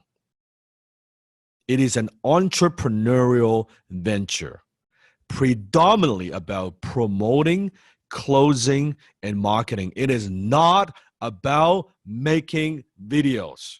It is not about making fancy videos. It is an entrepreneurial venture on a for-profit company's platform. That's how I saw that. And that's why my channel blew up, and that's why we generate millions and millions and millions of dollars from YouTube. I understand YouTube more than almost all these other YouTubers because they're approaching YouTube from a creator point of view, not from a business person point of view. When YouTube, it is a business. And I understand what YouTube wants because I am a businessman. And that's why my approach is so different from everybody else.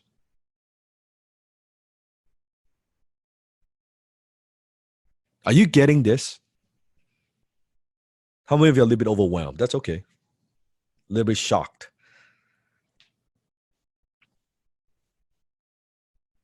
We're going deep. Every class I teach, I go deep. I don't talk about surface level shit.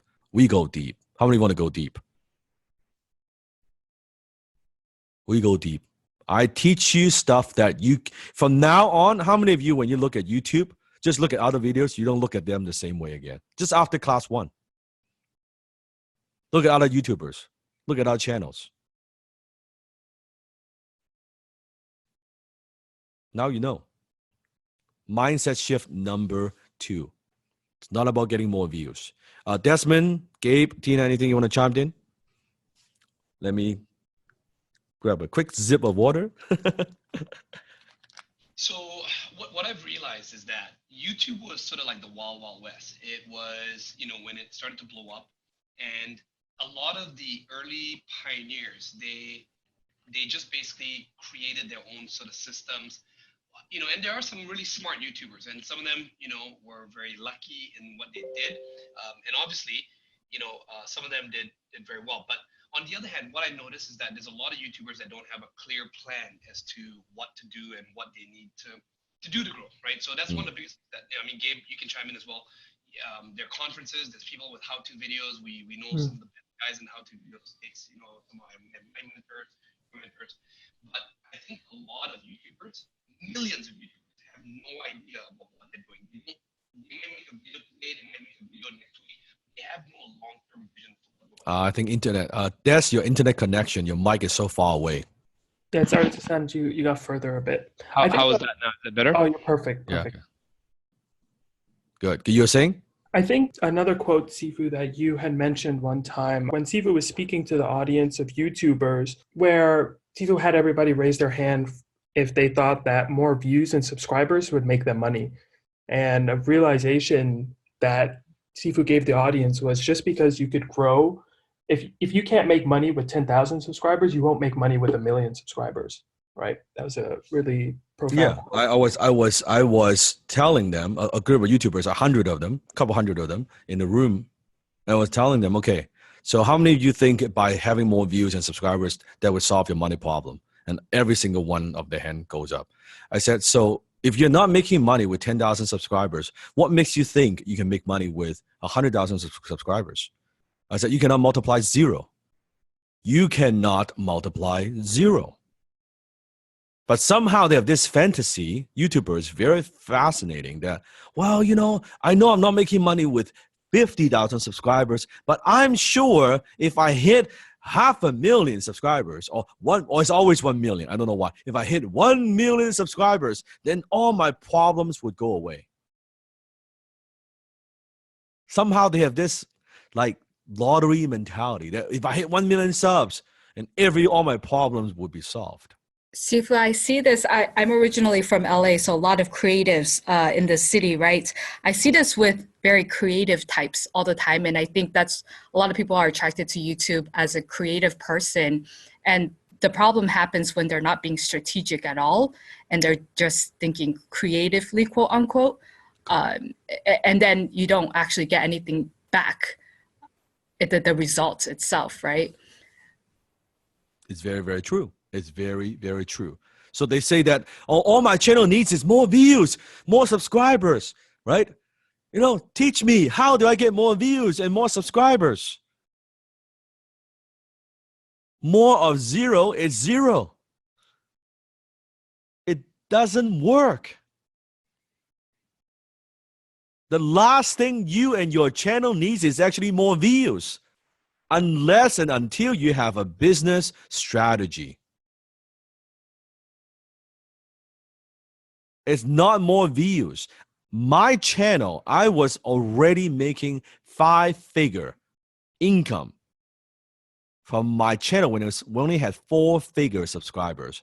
When we hit 5-figure subscribers, we were generating 6-figure income. When we hit 6-figure subscribers, 7-figure income. Guess how much revenue we would generate when we hit 8-figure subscribers? You do the math. That's a business strategy, not hope. Write this down. Hope is not a strategy. Hope is not a strategy. And I know so many YouTubers overall, they get 1,000%, even 10,000% more exposure and views than me. A lot of YouTubers, they get way more exposure, way more views than I've ever gotten. But I probably make more money from YouTube in 1 year than what they make in their lifetime. And most importantly, I spend 1/10 of the time that they spend. 1/10 of the time. I film half a day on Wednesday. I film half a day on Friday. I spend 1 day a week filming. That's it. I do not build my life around YouTube. I build YouTube around my life. I build social media around my life. And people think, oh, you know, Sifu, you upload a video every day. You must be making videos every day. Hell fucking no. Absolutely not. I've got a lot of things to do. It's a step. It's not an outcome. And I'm going to teach you how to do that too. I'm going to give you my process, how I'll be very efficient when making videos before and after. Who wants to learn that? And I'm going to give you my strategy. Put away the how-to. I'm going to give you all the how-to that you need. For now, what I want you to focus on is the mindset. The best how-to in the world won't do any good if you don't get the mindset. So, to be on YouTube, you have to, what I call, get into a toll booth position. How many of you drive? How many drive a car? Put in chat. How many have ever gone through a toll booth? And when you go through a toll booth, what do you have to do? You got to pay. You got to pay, right? So, to be a high-income tuber, one of the big benefits, what you want to do is you want to get into what I call a toll booth position. Your channel is your toll booth. Now, money isn't everything, but it's hard to buy autonomy. Remember, we make videos to create wealth and autonomy. It's difficult to buy autonomy without it. But better than money, more leverageable than money in many cases is a toll booth. It means that you develop good relationships with a sufficient size of your true fans. When this happens, people will pay you to get there, to get to your fans. I'll give you a perfect example. I'm doing a collaboration with a famous YouTuber in a couple months. And I do this quite from time to time. And I pay them anywhere from $10,000 to $15,000 to $20,000 to do a collaboration video. Guess what? These YouTubers that I collaborate with, they have the toll booth position. In order to grow my reach, I'm paying them a toll, I'm paying them money in order to have access to that fan base. Does that make sense? So they, because they have in the toll booth position, they gladly, from one simple video, they make $10,000, $15,000. Who wants to be in a toll booth position? So every time someone who wants to go through your gate, right, that they have to pay you. Yes. That's the power of YouTube. That's the power of YouTube. But more than that, income at will. Say with me, income at will.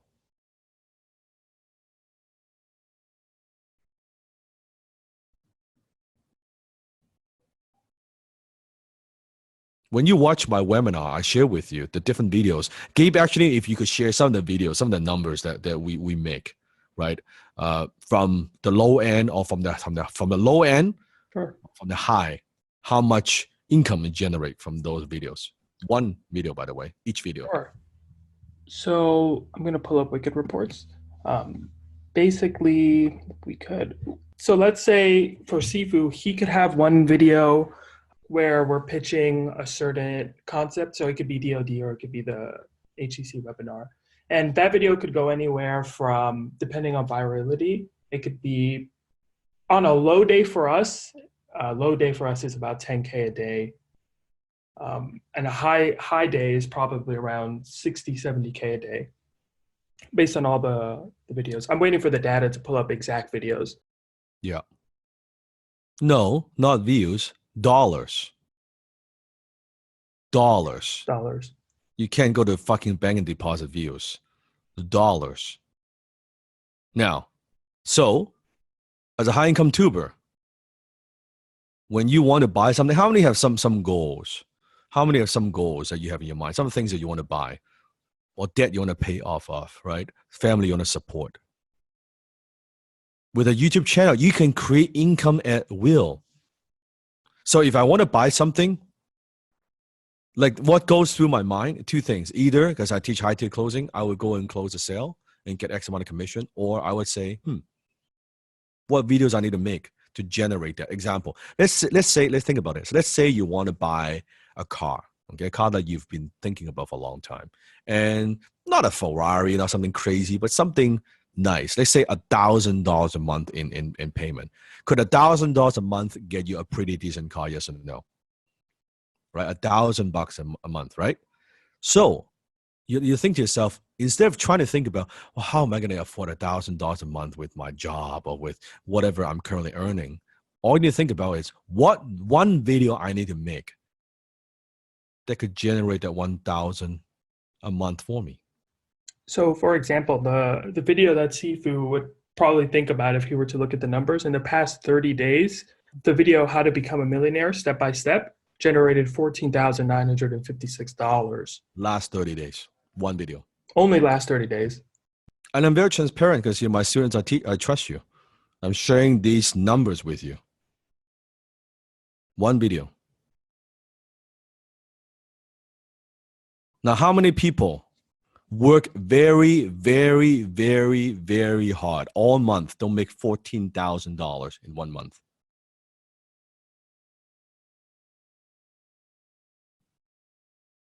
That's one video. Just one video. I'm going to teach you the how. Again, I know you're excited. You want to know all the answers. I'm going to give you all the answers and more, right? So income at will. Number 3, video estate, which is the most powerful, profound concept I could teach you within To Be Your Heart. And that's creating virtual assets that pays you for years.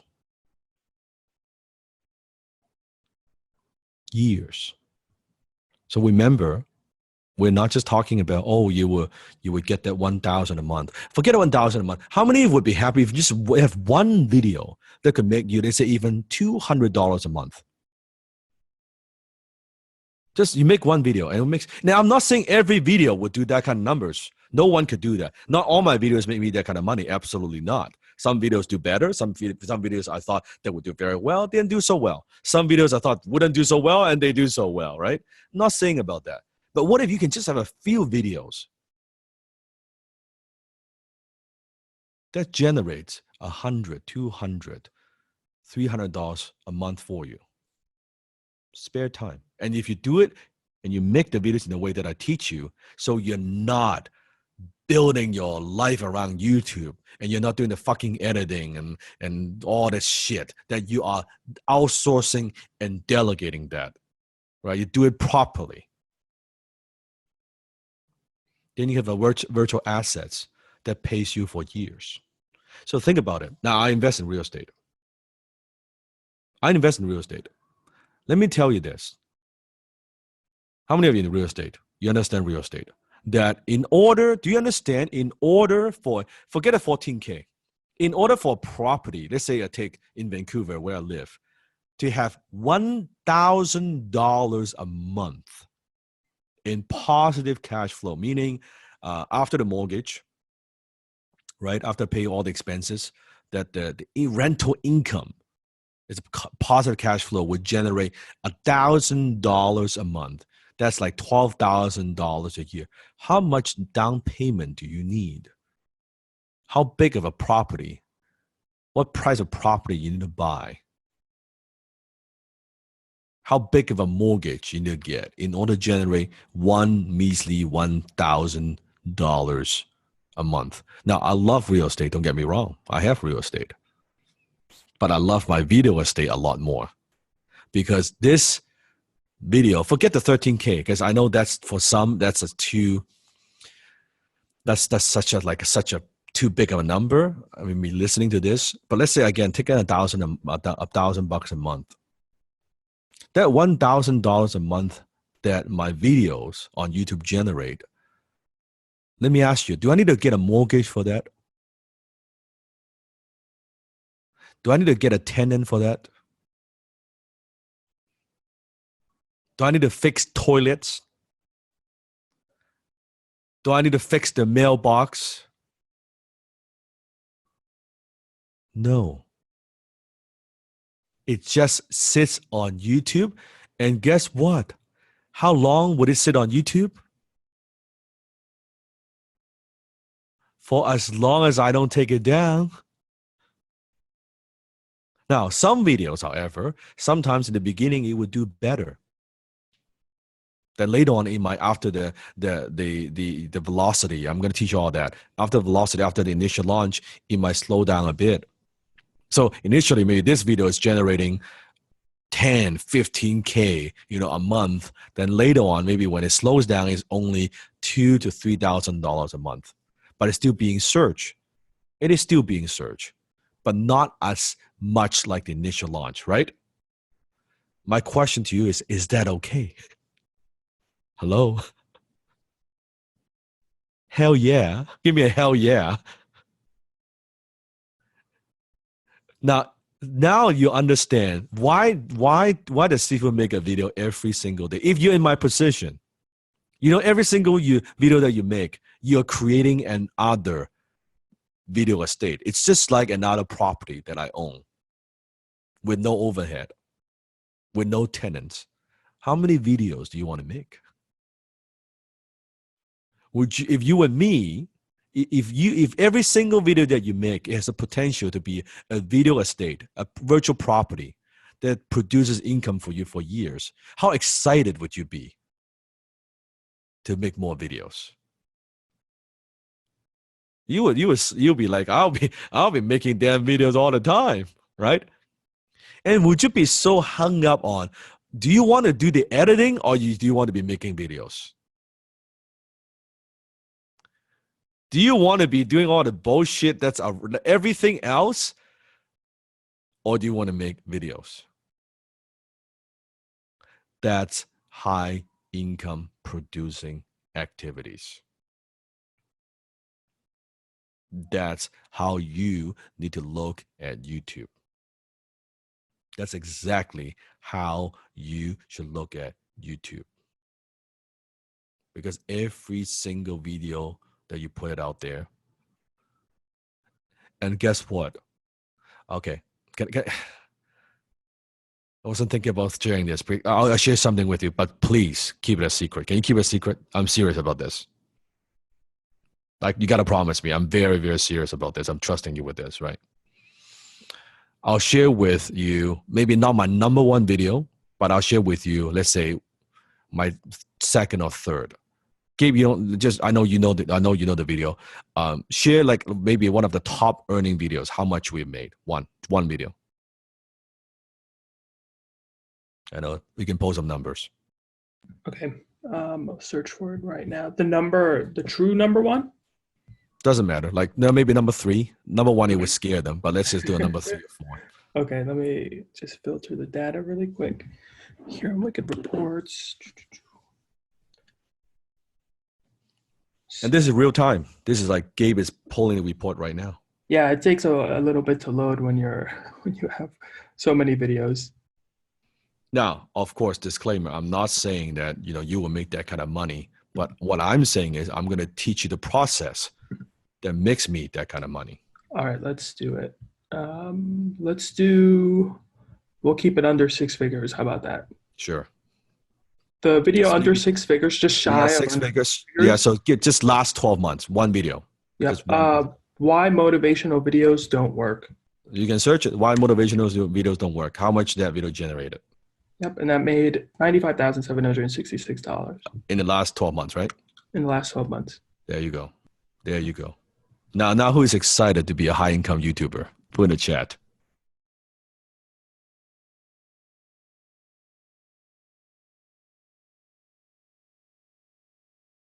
That's the things that nobody teaches. They all want to monkey around with the 12 types of cameras you could use, the 52 different lenses that you could use. Is it ring light? Is it this kind of light? Is it that kind? You know what? I can't even. The other day we were filming. Matt, my videographer, director of production, just asked me to, Dan, can you help me out? Turn on the camera. I was looking at the camera. I don't know how to turn on the camera. I was looking at the damn thing. I said, I don't know how to turn this on, man. Like, I do not know how to turn on the camera.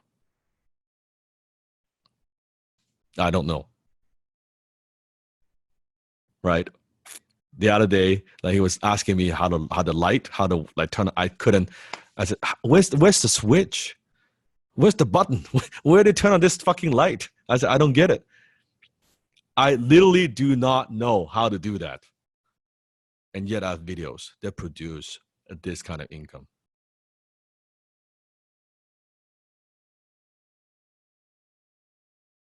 Remember what I said. It's not what you do. It's who you learn from.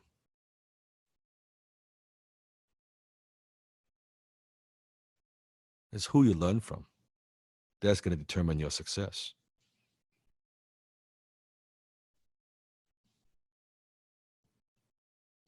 Mindset shift number 3. You can judge your success by the number of haters you have. You can judge your success by the number of haters you have. If you have an opinion, if you're original, you're real, you're authentic, you're fearless, you take risk, and you put yourself out there, guess what? You will have haters. Haters, what do? They sit around, steaming and typing YouTube comments all fucking day.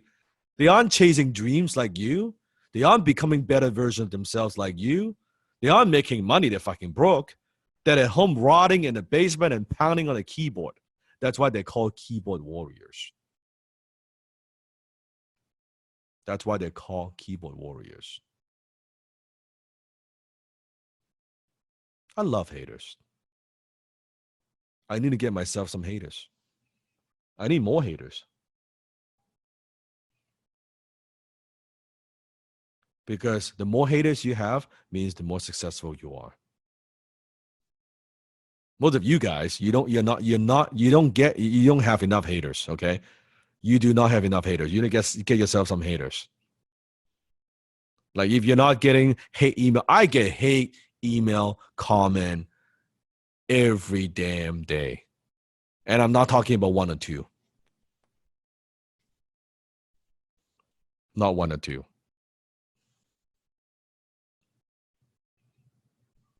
Lao Tzu said, care about what other people think, you will always be their prisoner.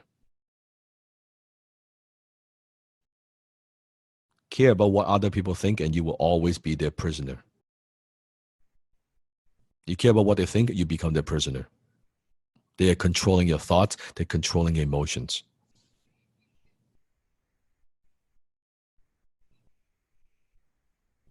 So if you don't want to be their prisoners, then you stop caring what they think.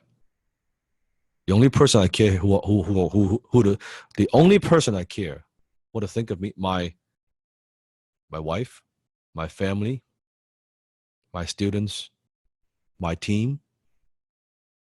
That's it. That's it. Other people on social media, I couldn't give a fuck. I do not care what they think. Not one fucking bit. I don't spend like 1 second of mental bandwidth on that.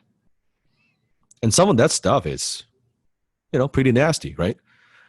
That's why I said, becoming a high-income tuber is the ultimate personal development experience. I truly believe becoming a high-income tuber is the ultimate personal development experience. Why? Because when you're dealing with haters, you got to develop that alligator skin. You need to have that strong self-esteem, because if you're insecure, it's gonna hurt you. It's gonna bother you. So you need to be very, very self-secure within. Plus, when you make a video, how many of you have watched yourself on videos? And how many of you don't like what you see on videos? You don't like the way you look. You don't like the way you sound, right? You're very self-conscious, right? So by making videos and putting yourself out there, uploading to the world for people to judge, this builds your character. It builds that alligator skin. It builds your self-esteem. So imagine going from not liking the way that you look, not liking the way you sound, not liking the way you communicate on video, to a point where you watch your own video, you're like, that's me. I'm pretty damn good.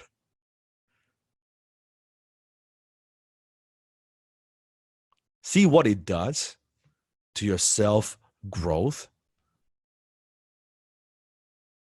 To a day where you don't care about what other people think anymore. And YouTube is a very, very powerful way to do that. And that's why I love it. I'm telling you, the first few videos I made, and I looked at myself, oh my God, I just like you. I'm very, very just very critical. Oh my God, I'm like, look at, do I look fat? Do I look wrong on the camera, right?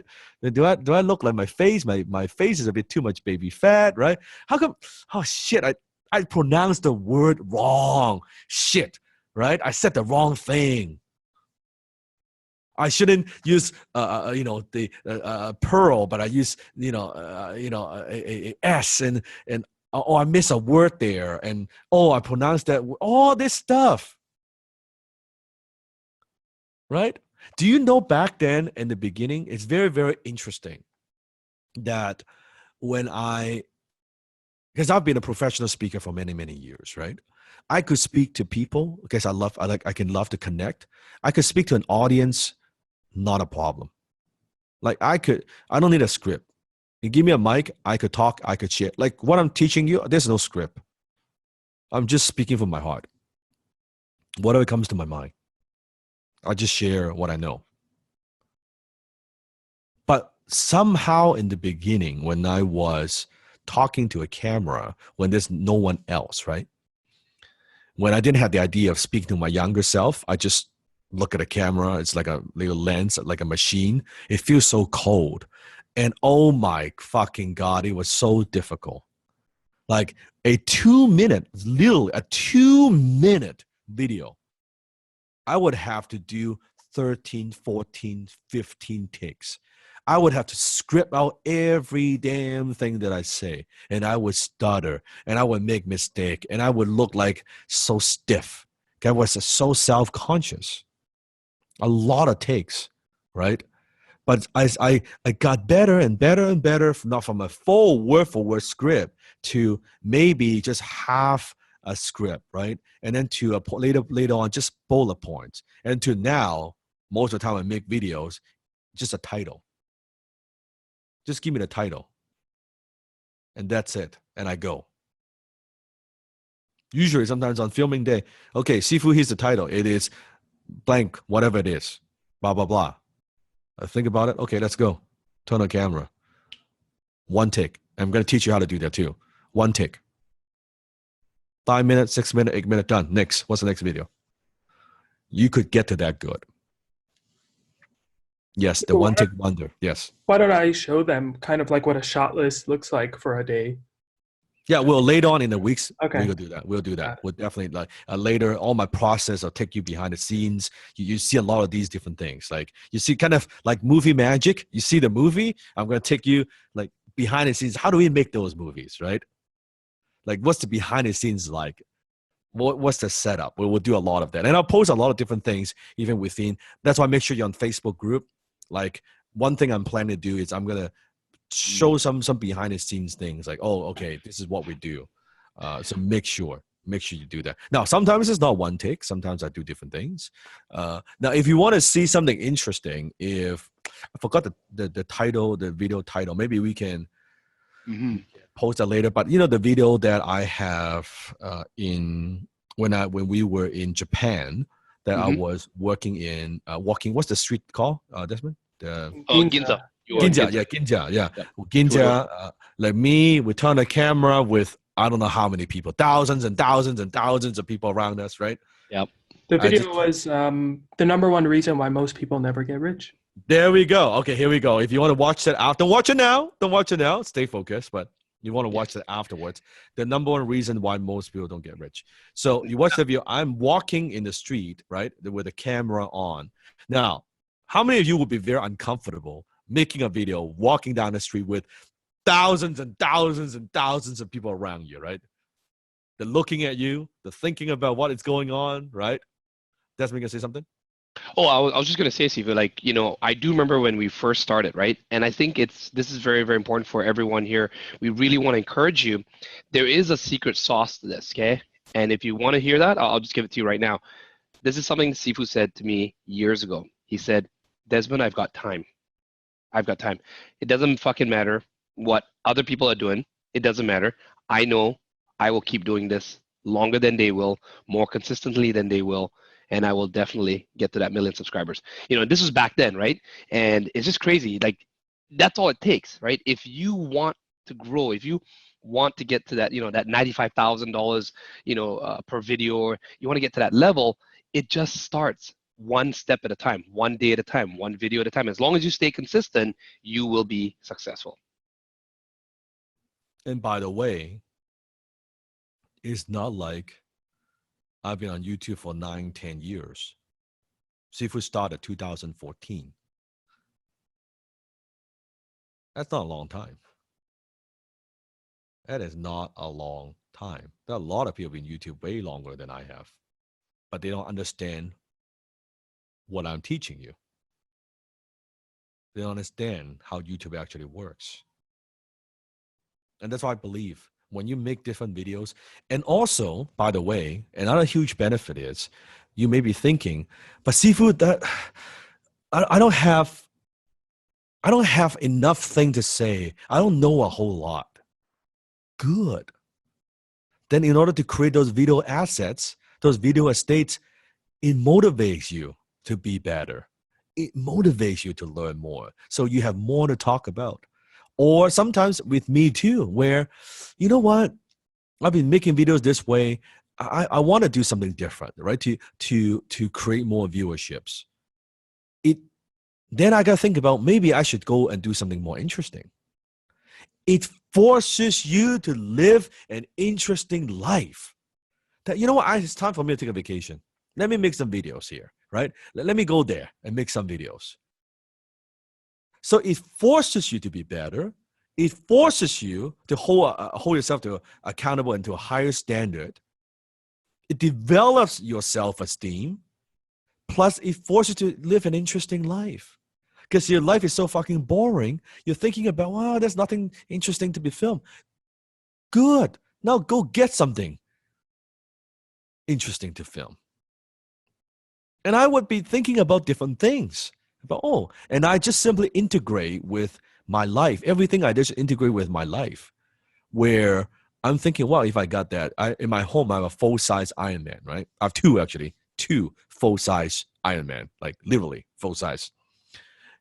That's what I love. Yes, I love superheroes. I like Iron Man and Batman. So I could get something like that. But not just that, I'm like, okay, you know what? I can use that for a video too. So because of that, Jenny, my wife, would say, "Oh, that's just an excuse. that's just a reason you're using that to get your damn Iron Man, right?" But no. This is for filming. This is for like our YouTube channel. But she's like, "No, don't try to say that to me. I get it. I get your motive."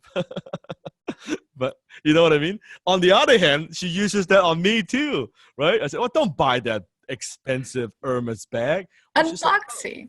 Look at that unboxing. Unboxing, that's right. Like, Same with the damn it. car, right? Yeah. Man, like Desmond, go find me that antique car. I need a pristine one. We need to have that imported for YouTube video. Yeah, but you see, but you see what I mean? That's the fun part of it. that you could have things that you love and share with your fans, and you're making good money. But more than that, it is the ultimate personal development experience. It truly, truly is. Because nothing is more intimidating to most people being like putting yourself out there, right? We're being vulnerable. There's some videos I'm very, very vulnerable. Talk about my father, my mom, the hardship that I've gone through, right?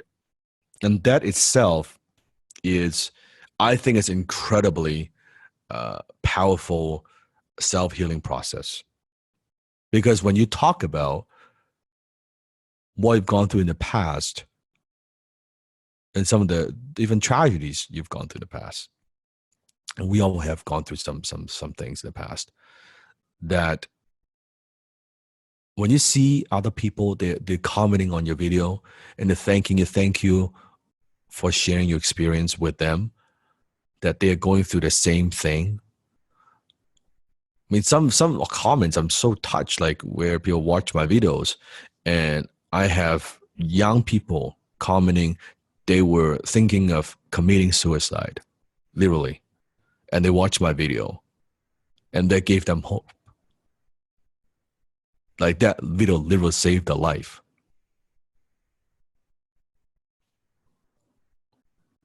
What a privilege. What a privilege to be able to do that. Forget the money. The money is nice. It's all that's cool.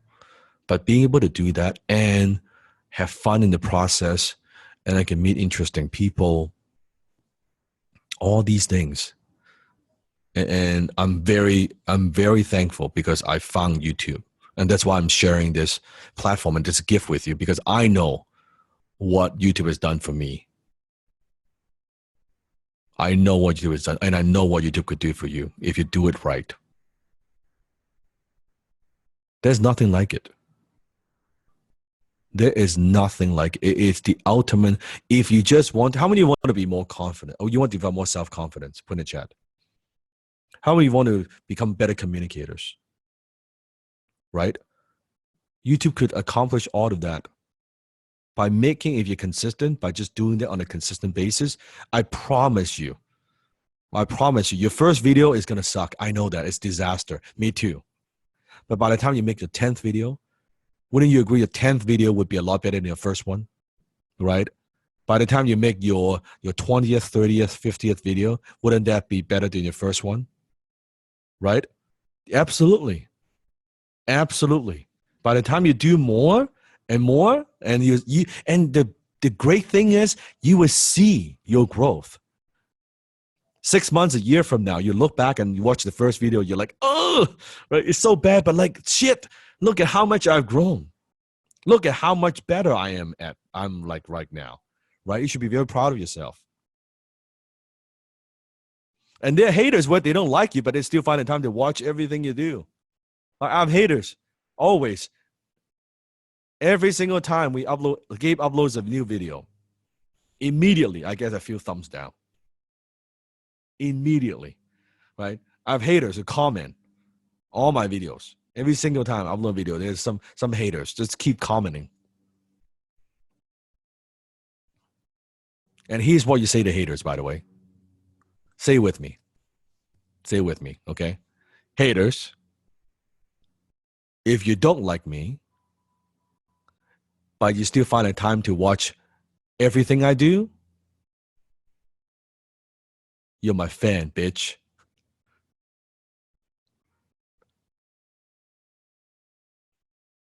They're your fans. They are your fans. I'm telling you. Because they can't stop watching you. They cannot stop watching you. Right? I'd rather have people hate me for who I am than love me for who I am not. I'd rather have people hate me for who I am than love me for who I am not. This is me. I'm the same. On camera, off camera, I'm the same guy. This is me. I'm teaching, I'm the same guy. Versus YouTubers, they try to, and this is what I am against what you should do, that they put on this persona where they try to be someone they're not. And then worse, that persona takes off and people associate that persona a certain way. And they're miserable. Because the whole world sees them a certain way, and that's not who they are. Nothing is worse than that. Like nothing is worse than that. Because they see on video. Imagine this. Imagine you have your personality where, now, and I'm not saying that you should not have energy on camera. I'm not saying you should not use different techniques. I'm saying wearing the mask. Example, where you're so interesting and fun and exciting on camera, and you're so funny, but in person, you're actually very quiet and introvert. So imagine you walk down the street and you meet one of your fans. Guess what your fans would expect? The fun, interesting, super excited person they've been watching for years. And then when they meet you in person, it becomes a disappointment. It becomes, huh? That's the guy or girl I've been following. That's the YouTuber I've been following. Like, that's kind of not what I expected. Wouldn't that be disappointing? You think about it, if you're the fan. If anything, you should aspire to, and that's what I aspire to, where they see me on videos. When they meet me in person, they're like, wow, you are even better, wiser, deeper, nicer, kind in person. That's the comment you should strive for. Like, I watch your videos, but in person, if you've ever get a chance, if you see me present live in person, I think you agree I'm way more powerful in person than on video. That's what you strive for.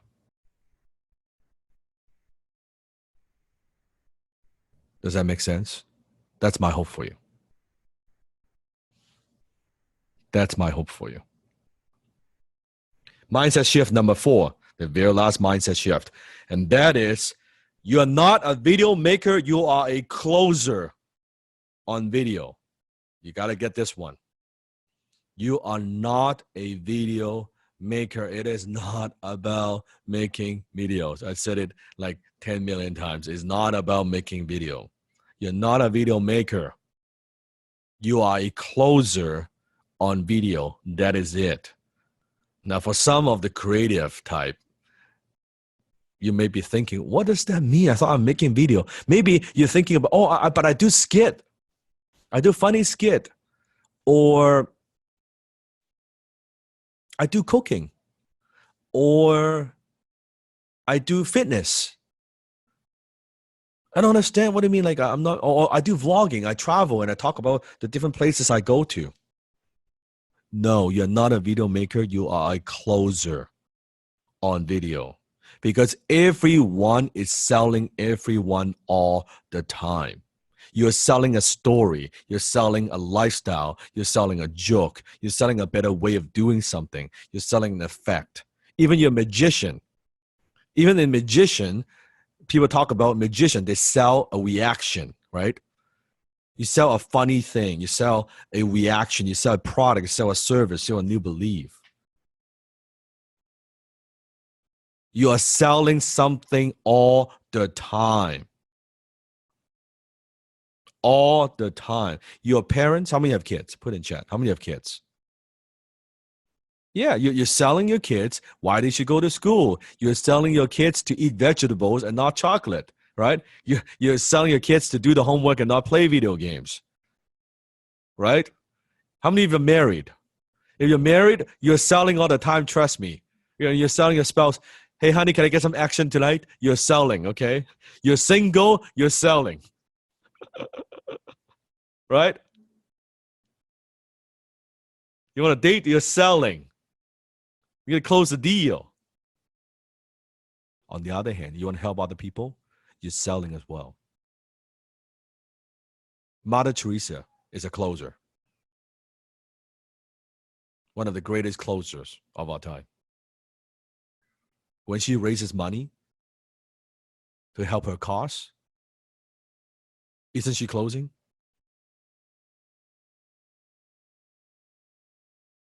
She's closing.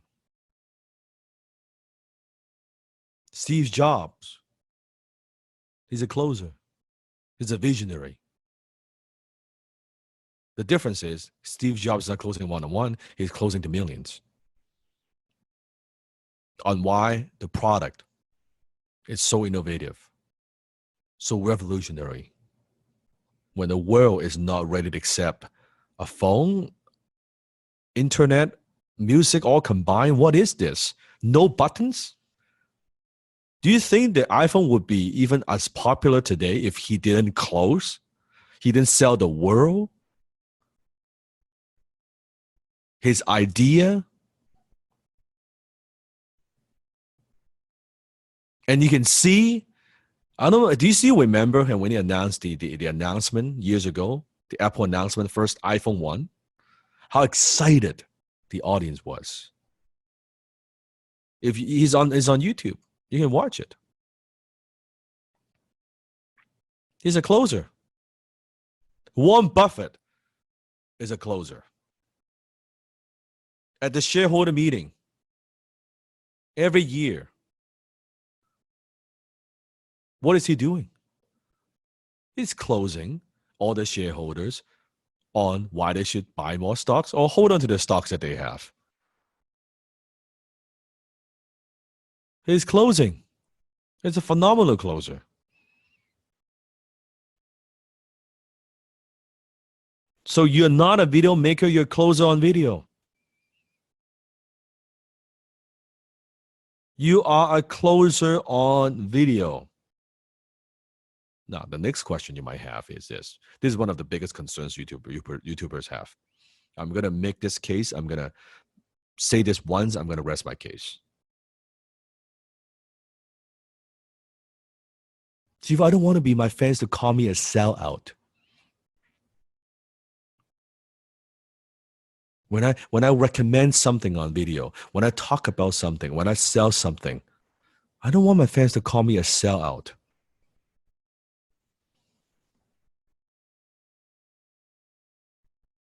Somehow, it's their biggest concern. How many of this is a concern? You're afraid that your friends would tell you that, oh, you're a sellout, right? Why are you selling things now, right?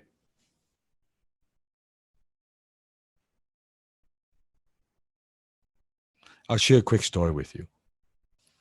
Then I'll rest my case. So many years ago,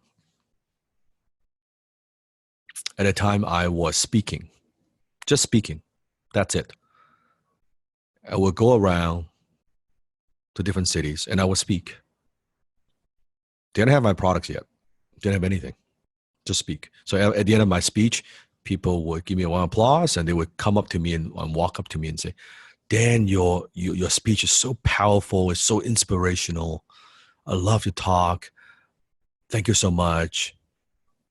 I'm like, yeah, thank you. Thank you. Very, very kind. You're very, very kind.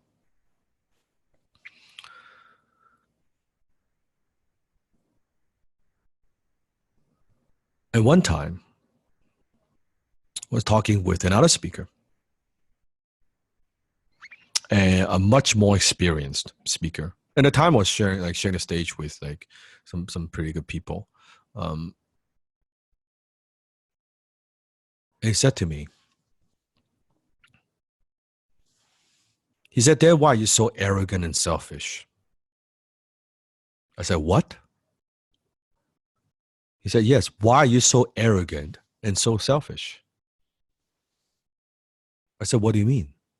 Because at the time, some of these speeches that I did, Like it was, I didn't even charge anything. I just share what I knew. Because keep in mind, right?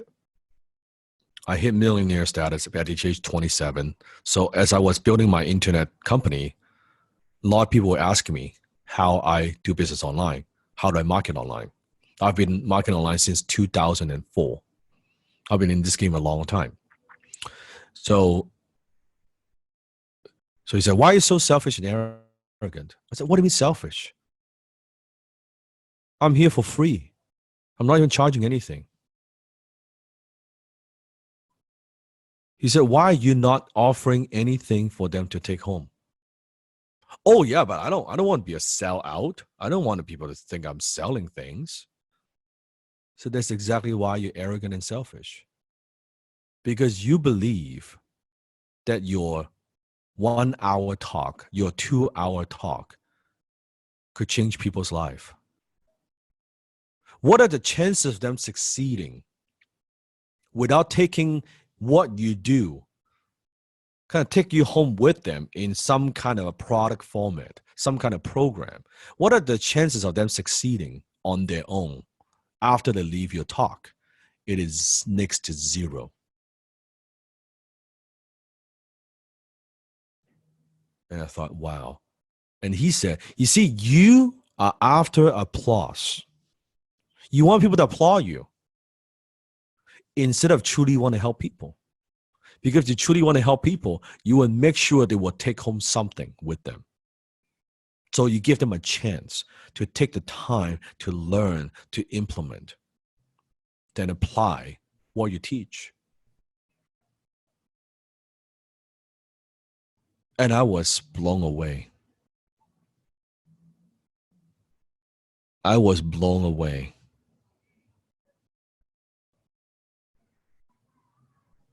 And then he said, but you don't know how to do that now, do you? Because all you know is how to speak, but you don't know how to close. You don't know how to close from the stage. I said, I don't. And he said, do you know, just to give you some behind the scenes numbers, even a professional closer from stage, you would close maybe 90%, like 10% of the room. 90% of the room would say no. 90%. Even your professional. It means that every single time you speak, you get 90% of people rejecting you. But if you truly want to help people, would you be okay with that? And I thought to myself, or, right, he said, or you just want the applause. Because the applause, nobody's life changed. 100% success rate, you get applause. If it fulfills your ego, that's about it. You don't help nobody though. None of their lives will change. It was so profound. It was so profound. So I want you to think about this. If you are making videos, if you're afraid that you're going to be a sellout, then I would question you. Is it about you or is it about your audience?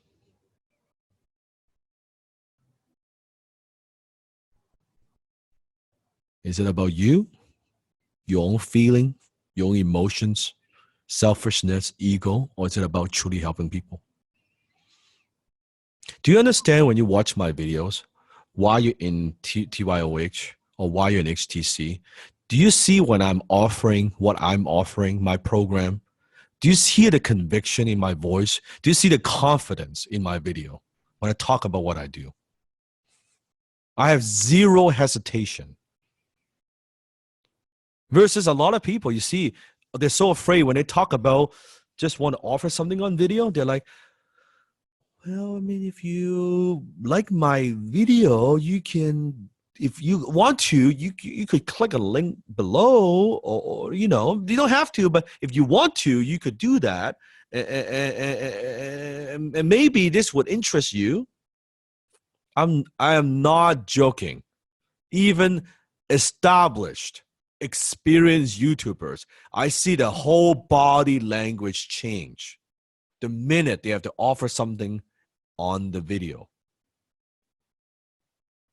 And I'm like, holy shit. Holy shit. And guess what? Those who don't buy after they watch the video, you're not pointing a gun to their head. Let them keep benefiting them from your free content. That's okay. But don't rob the opportunity of your true fans. Don't rob the opportunity of your true fans who really want your help.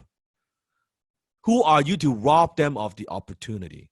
Why don't you give them a chance? Why don't you help them?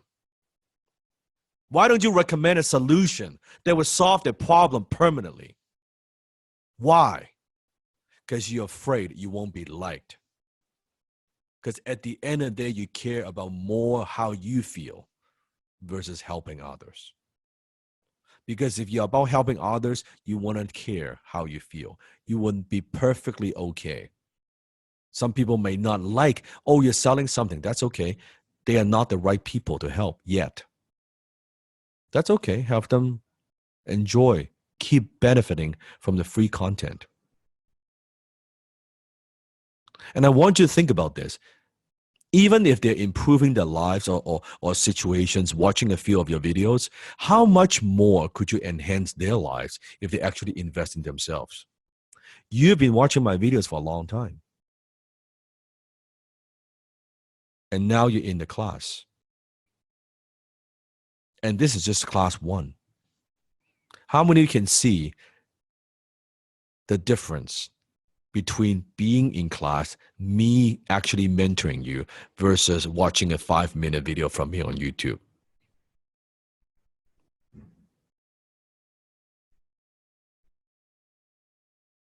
It's a different thing. And just this is, we haven't even started. Mentee, we haven't even started. This is class 1. This is the foundation. That's what I'm talking about. If my videos could help them to even that much, imagine if I could actually really work with them, help them with their families' support, with our global community, how much more I could do. And that's why I have absolutely no problem talking about what I do. And I have people, oh, Dan, you're trying to sell something. And your problem is you don't have to buy. But I'm not going to rob the opportunity of other people who want to go to the next level, who really want my help, who want to go deep, not on the surface level, not watching a 6-7 minute motivational video, who want to go deep, who really want to change their lives, who really want to become better version of themselves.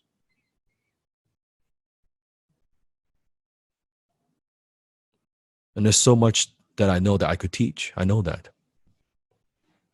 And I want to share one more piece with you. Then I'm going to get into the assignments for week 1, okay? I want you to think about your fans who, oh my goodness, we're already 3 hours in. We're 3 hours, 10 minutes in. Where does the time fly, Sifu? Oh my goodness. Oh my goodness. Honored to be learning. Honored to be learning. For sure. Yes. So now I want you to imagine now your fans. The fans who are calling you a sellout. The fans are telling you, well, why suddenly you're selling us things? Or you changed. You weren't like this before. Your fans. I want you to imagine your loved ones. Could be your wife, could be your husband, could be your kids, could be your parents.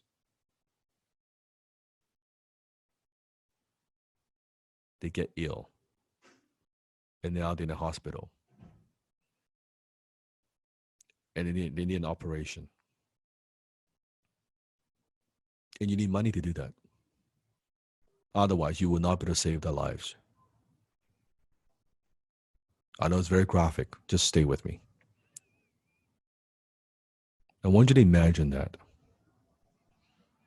How many of these fans who say that you're a sellout, you think,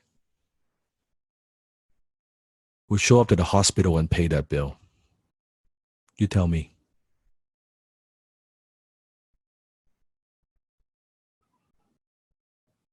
Zero.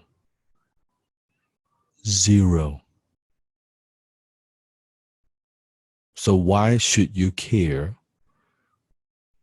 what they think when they don't even care about your livelihood? And there, I rest my case. I want you to ponder on that. So-called fans. You want true fans, not fans. And here's the breakthrough idea you need to get. Set the expectation from day one. Start training your true fans to get used to you offering something. You see, let's say you have a YouTube channel for 3 years and you've never, ever offered anything. The minute you offer something, they're going to say, oh, you're sell out. You fucking sell out. You're trying to make money. Why is it it's just all about money? Why it's just all about money now? Well, I've been creating content for the last 3 years. I have not charged a single dime. I deliver value. I work hard. I edited videos. I'm under tremendous stress. I couldn't even pay my bill. I couldn't pay my rent. And now the minute I try to offer a fucking $20 t-shirt and I'm a sellout.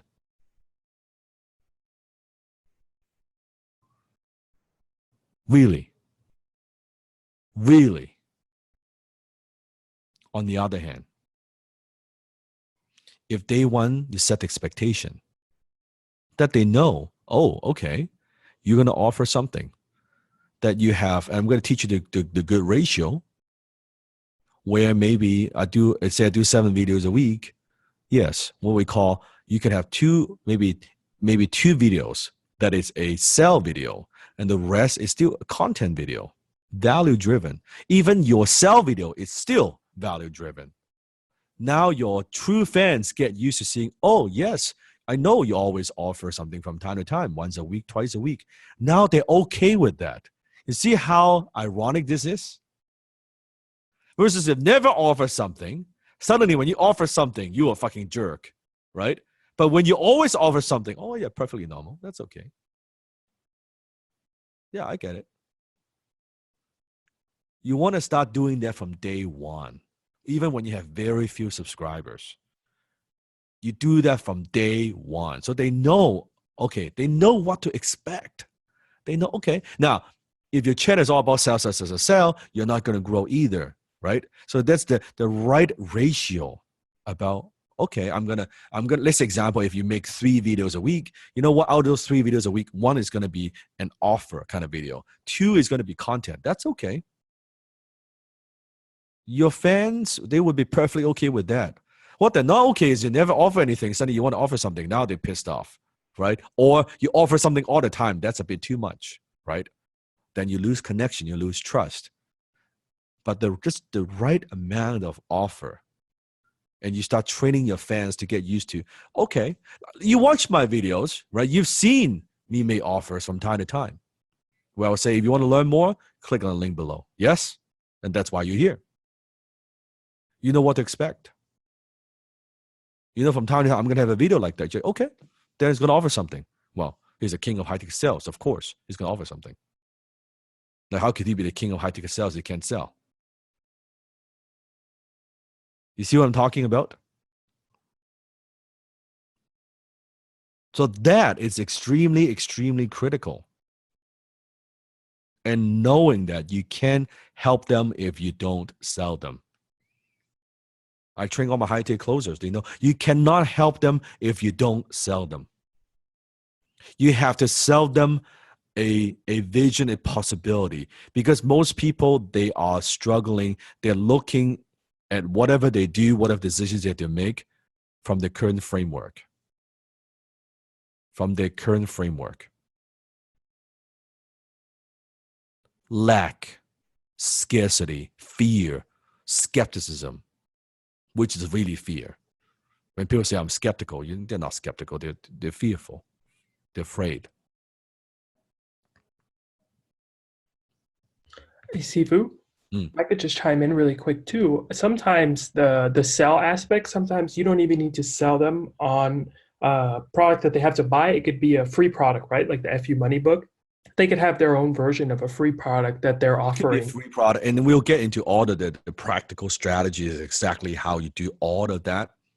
But for now, all you need to understand is this. From day one, you set the expectation, and you have a very clear outcome. Very, very clear outcome. What are you trying to do? Why are you making videos? What are your goals? And that's week one. Quickly, type in the chat. Big lessons, big aha moments you've learned from week one. Go ahead. Put in the chat. What are some things you've learned? What are your aha moments? What are the breakthroughs for you personally?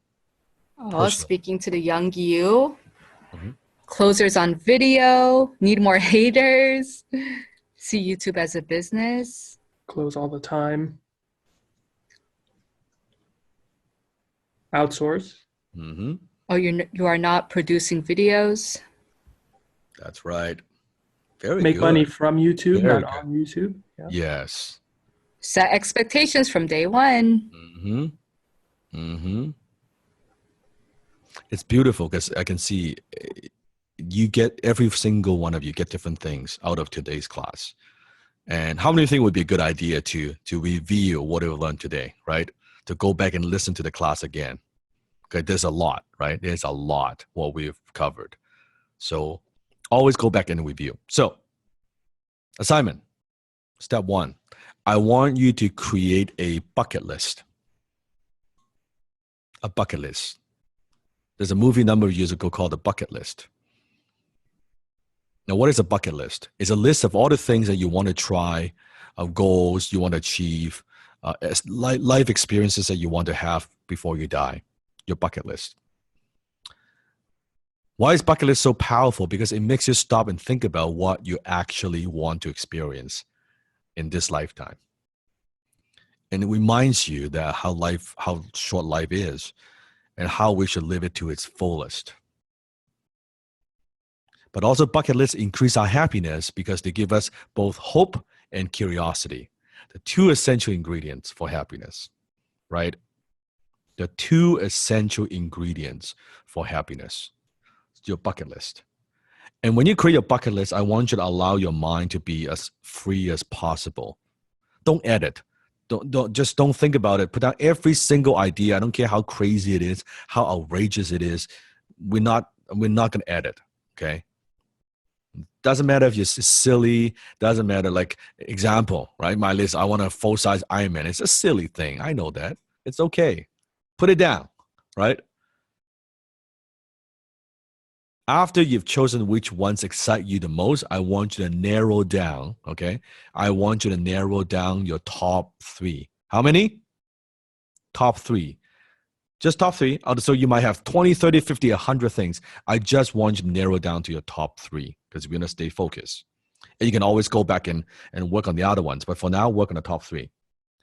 And I want you to ask yourself these questions. What items have a time limit? So maybe there's certain things on the bucket list that there's a time limit.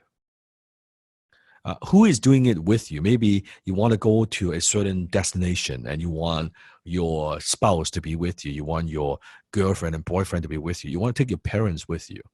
Or you want to go with your kids. Who's going to do it with you? Where is it? How much does it cost? I want you to find exactly how much does it cost. And what do you need to do to make this happen? What do you need to do to make this happen in terms of what we do? When you find out how much it costs, I wonder what kind of video I need to make. What do I need to do? What kind of high income tube I need to be to afford that? And don't worry, the list, I'll send all the homeworks in an email so you know you can follow along. But for now, just I want you to think about this. Your bucket list. How many of you can easily think of like many, many, many things, like 10, 20, 30 things for your bucket list? Yes, that's good. That's good. How many excited to put this together? You kind of have a rough idea, but you're like, you know, it would be nice to put it all just together on a few pieces of paper, right? Nice, very nice. Second, step number 2, I want you to write a letter, a future letter to yourself. A future letter to yourself. So I want you to imagine waking up 12 months from now, and opening a letter which describes the fun, happy, wonderful experiences you had in the last 12 months. So imagine 12 months from now, okay? This is what the future letter is. And it's a great experience for creating your goals and most importantly, your intentions. Your intentions. Waking up 12 months from now, you open this letter. What would the letter say? So simply find a sheet of paper and pen. This process is much more powerful when you do it with pen and paper. Do not do it from your computer. Write. Because when you use your pen, when you actually write something, it's communicating to your brain in a different way versus just typing. And yeah. Oh, Steve, do you mind if I chime in as well? Now, I know we get this every time, right? A lot of members are going like, wait a minute, you know, Sifu, I came here to learn about YouTube videos, how to make YouTube videos. How is this helpful for me? What you don't understand is that this is a very, very deep, important process. If you can trust that Sifu Danlok has learned to make multi-million dollars, you know, in many different projects and different ways of launching businesses, you know, killing it on YouTube, if you can trust that part, just trust that there's a strategic reason to all of this. This is probably one of the most important parts of this entire course, because when you fail to do this, if you just say, hey, why don't you just give me the how-tos, give me the script, give me all of that, but you don't get this part correct, no matter what we give you, you will still fuck it up. You will still not be able to deliver it. You will not understand the strategy and the philosophy, because you need to fix what's internal first before you can project out and change the lives of others. So I just got to say, I see this happen all the time, and I just want to pre-frame this. This is a really, really important step. So do not skip this. Do not take this lightly. This is some serious homework assignments, and we do look at the assignments when they come in. So how you do anything is how you do everything. You can't do this right, you can't expect yourself to succeed and do very well. And what I have to say is, you are here. You're here. You're not an outsider. You're not just a fan on YouTube watching my videos. You're here. You're my student. Why not give you 100%? Why not give your 100% and see where this will take you? You're already here. So think about that. Because when you are making videos, all the problems you experience, you know why YouTubers struggle? They're afraid. Oh, I don't want to be a sellout. I don't want to close. I don't want to understand the business aspect. All these problems, what it's causing the struggle, what makes them the 97%, it's all mindset. It's not the mechanic. It's not lacking the understanding of, I don't know how to upload a video. I don't know how to craft a title. I don't know how to upload a thumbnail. That's not the problem. That is not the problem at all. Is they don't have the mindset of a high income tuber. So it doesn't matter what they do. It doesn't matter how many views they have. They are still a low income tuber.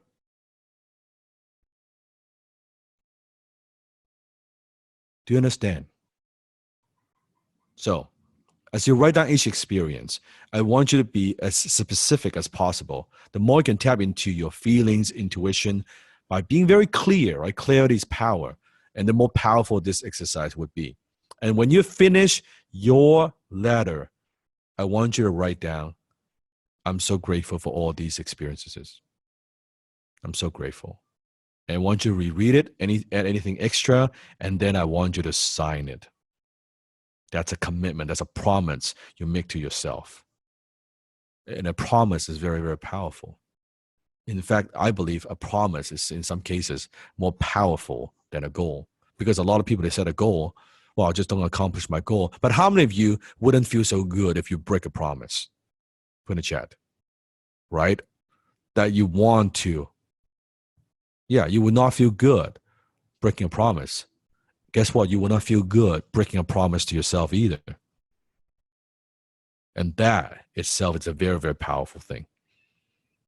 So if you're going to hold yourself to that kind of standard, making a promise to other people, why not make a promise to yourself that you won't break? That you know 12 months from now, that it's going to be so powerful, so much fun, how much growth that you've had, how much more money you made, right? So feel the fun and celebration coming from your words, okay? Number 3, I want you to expose the lies. Now, I teach this to you in my high-tech closer program as well. But this way, the way I want you to do this is slightly different. I want to walk you through the process first. In order to turn our vision into reality, we must get rid of our mind chatter. I call that the mental BS. How many have some mind chatter? The little voice. You know what I'm talking about? Just saying negative shit all the time. Only grab a pad of paper, and you need a pad of paper, believe me, and you get a pencil. Not a pen. Not a pen. See, can I do a pen? No, a pencil. A what? A pencil. But see, I don't have a pencil. I don't use pencil anymore. Is it a fucking excuse? Is it acting like a victim? That's right. You fucking get one. But see, I can't get you can't get a fucking pencil. You can forget about making 6 figures as a YouTuber. If getting a pencil holds you back, we got a problem here. We got to talk. Okay? We got to talk. Write down all the lies that you tell yourself. And the more you put down, the better. And by the way, when you do this, just a warning, you would feel like shit. You would feel like shit when you do this. A lot of things would come up. But don't let that scare you. Don't let that scare you.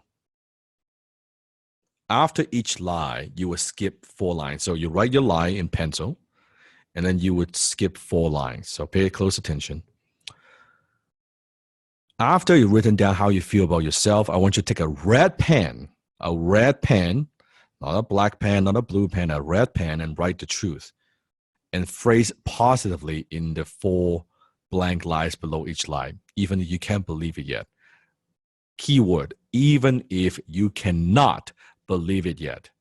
The more, the better. I've seen my students write 5, 10, 20, 30 pages. And write down all the lies you think about yourself. Financial lies. Now, in this case, I also want you to write down lies about fame. What do you believe about fame? What do you believe about sales, closing, lies, or video lies, hater lies? I want you to write down every lie and your perceptions with the truth within the YouTube context, okay? You getting this? You getting this? And you can do this once a year. You can do this once every 6 months. I mean, it's up to you. It's always powerful because if you do it from time to time, you'll notice if you do it right, you should have fewer and fewer and fewer lies. It means you have less mental bullshit going on, right? But if you, after 1 year, when you write down there's still a lot of lies, then you just know, there's still a lot of work within me that I need to do, right? Example. In pencil, you write down, people hate me. Haters hate me. In pencil. But then you write down the truth. Well, you know what? Maybe haters don't hate me. They hate themselves. So the lie could be, write down in pencil, people hate me. The next layer below that, you could say, well, how could they hate me? They don't even know me. I don't even know them personally. And then the next layer would be, well, could it be that there's something going on in their lives that they're just miserable people, that they need some kind of outlet, and I'm the target? And then at the end, you come to the conclusion, the truth is this, that haters don't hate themselves. But haters don't hate me, they hate themselves. They do not hate you, they hate themselves. Does that make sense? You see how many layers, you see how that you go deep? Here's another one. Here's a lie. I'm not charismatic enough. I'm not charismatic in front of camera. Well, that's a lie. In pencil. Then you write down, well, you know what?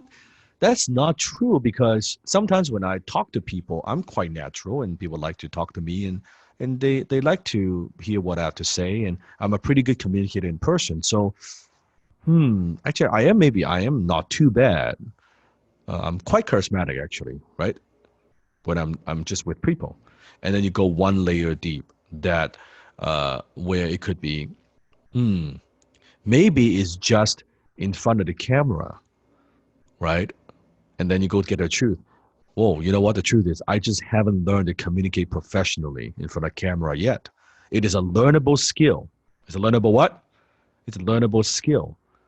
And I'm authentic, I'm sincere, and I know my fans will connect with me. That's the truth. You see how that works? The lie, layer deep, layer deep, layer deep, and then the truth. You get to the end. So I want you to do this. And I want you to come up with as many of them as possible. Then for the next week, every day, I want you to read the lie. I want you to read the truth. Read the lie, read the truth. Read the lie and read the truth. And maybe one of the lies is, if I sell something, I'm going to be a sellout. And you go deeper and deeper and deeper. Any lies you can think of, fame related, closing related, video related, personal related, financial related, write it all down. Haters related, write it all down. Anything you believe. And by the way, it should be pretty difficult for you to come up with a bunch of them. I bet right now you can think of a bunch, right? Good. It's a good thing, because we clean that up. And before class 2, that's why I asked you to use a pencil. Before class 2, you're going to erase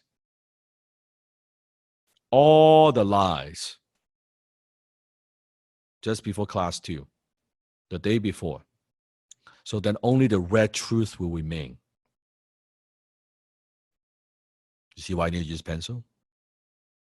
When you start replacing your lies and your perceptions with the truth, all of a sudden it will become natural that you begin to develop self-awareness. The lie, the truth, the lie, the truth, the lie, the truth. You're training your brain to see things from a different way. Again, when you change the way you see things, you will change the way you take action. You will take different action. When you take different action, you will produce better results. Maybe one of the lies, by the way, I had one of these lies too, that people would judge me because I speak with an accent. I had this lie. People would judge me because I speak with an accent. That people would think less of me. That I would sound dumb, right? And then I get to the multiple layers, and at the end I wrote down, my accent is what makes me unique. That's what makes me memorable. It's my greatest advantage. That's the truth. Can't you, like, how many of you have even, it's just my voice, my accent, that's my video. Before you even watch it, you hear my voice, that's Sifu's video, right? There you go. That's the truth. That's the truth. If I sound like just like everybody else, then I'm not so unique anymore. Right? Do you see how that works? See how powerful this is? Right, that's expose the lies. Expose the lies. And then you have also step 3, develop a high income tuber mindset. I want to develop a high income tuber mindset. I'm going to give you, in the Dental University, I want you to print out a high income tuber creed and read it out loud once a day. Once a day. Okay?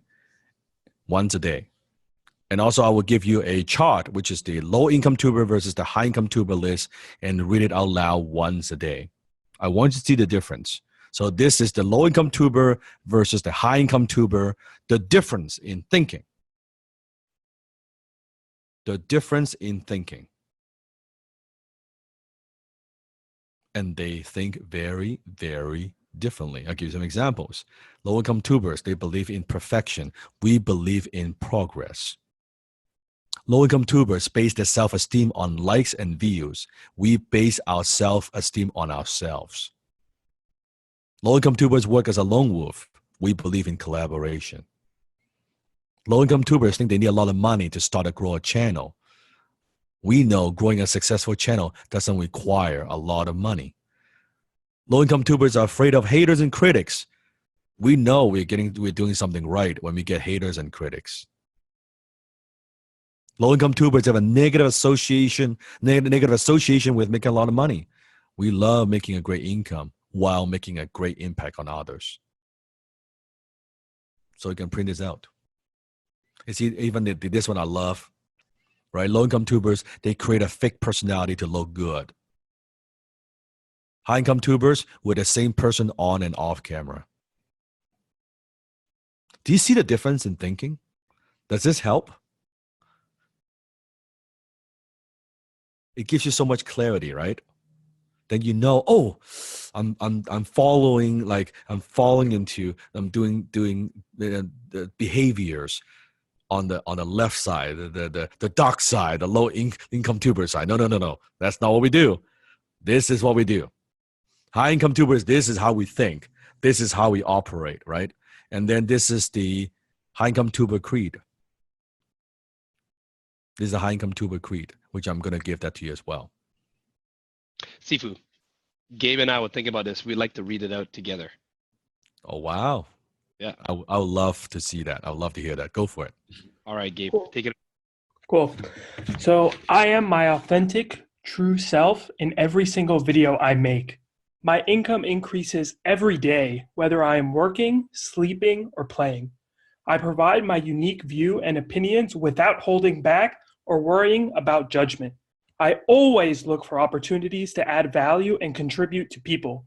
I am calm and relaxed when delivering my message.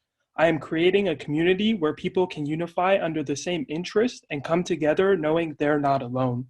I am morally obligated to sell on my channel because I am committed to serving my audience and helping solve their problems. I have so much to say and I can't wait to share it. I outsource and delegate because I know my time is best spent connecting with my followers. I extend the reach of my influence through strategic partnerships and collaborations. I'm worthy of making more and more money. Words and thoughts come effortlessly to me. I deserve the very best in my life. I have absolutely certainty in my ability to generate any amount of income I choose. I'm grateful every day I'm able to use my talents and gifts to the highest degree. I love presenting and sharing my ideas. I get to do what I love and get wonderfully paid for doing it. I love recommending products and services that will help my true fans. I'm comfortable speaking in front of others and on camera. I make a positive impact with every interaction and every video I make. I speak with clarity and power. Money and opportunities come to me easily and abundantly. I deeply and completely love and accept myself. My name is, and I am a high income tuber. My name is, and I am a high income tuber. My name is, and I'm a high income tuber. Wow. And these are not just words. These are the values. These are the values of a high income tuber. This is our creed. This is the TYOH creed. You like this? This Imagine is amazing. reading it every single day, reading it before you create a video. The belief that you have. Do you see how now you look at your channel very, very differently? You look at what you do differently. You look at your video differently. You cannot help but make better videos.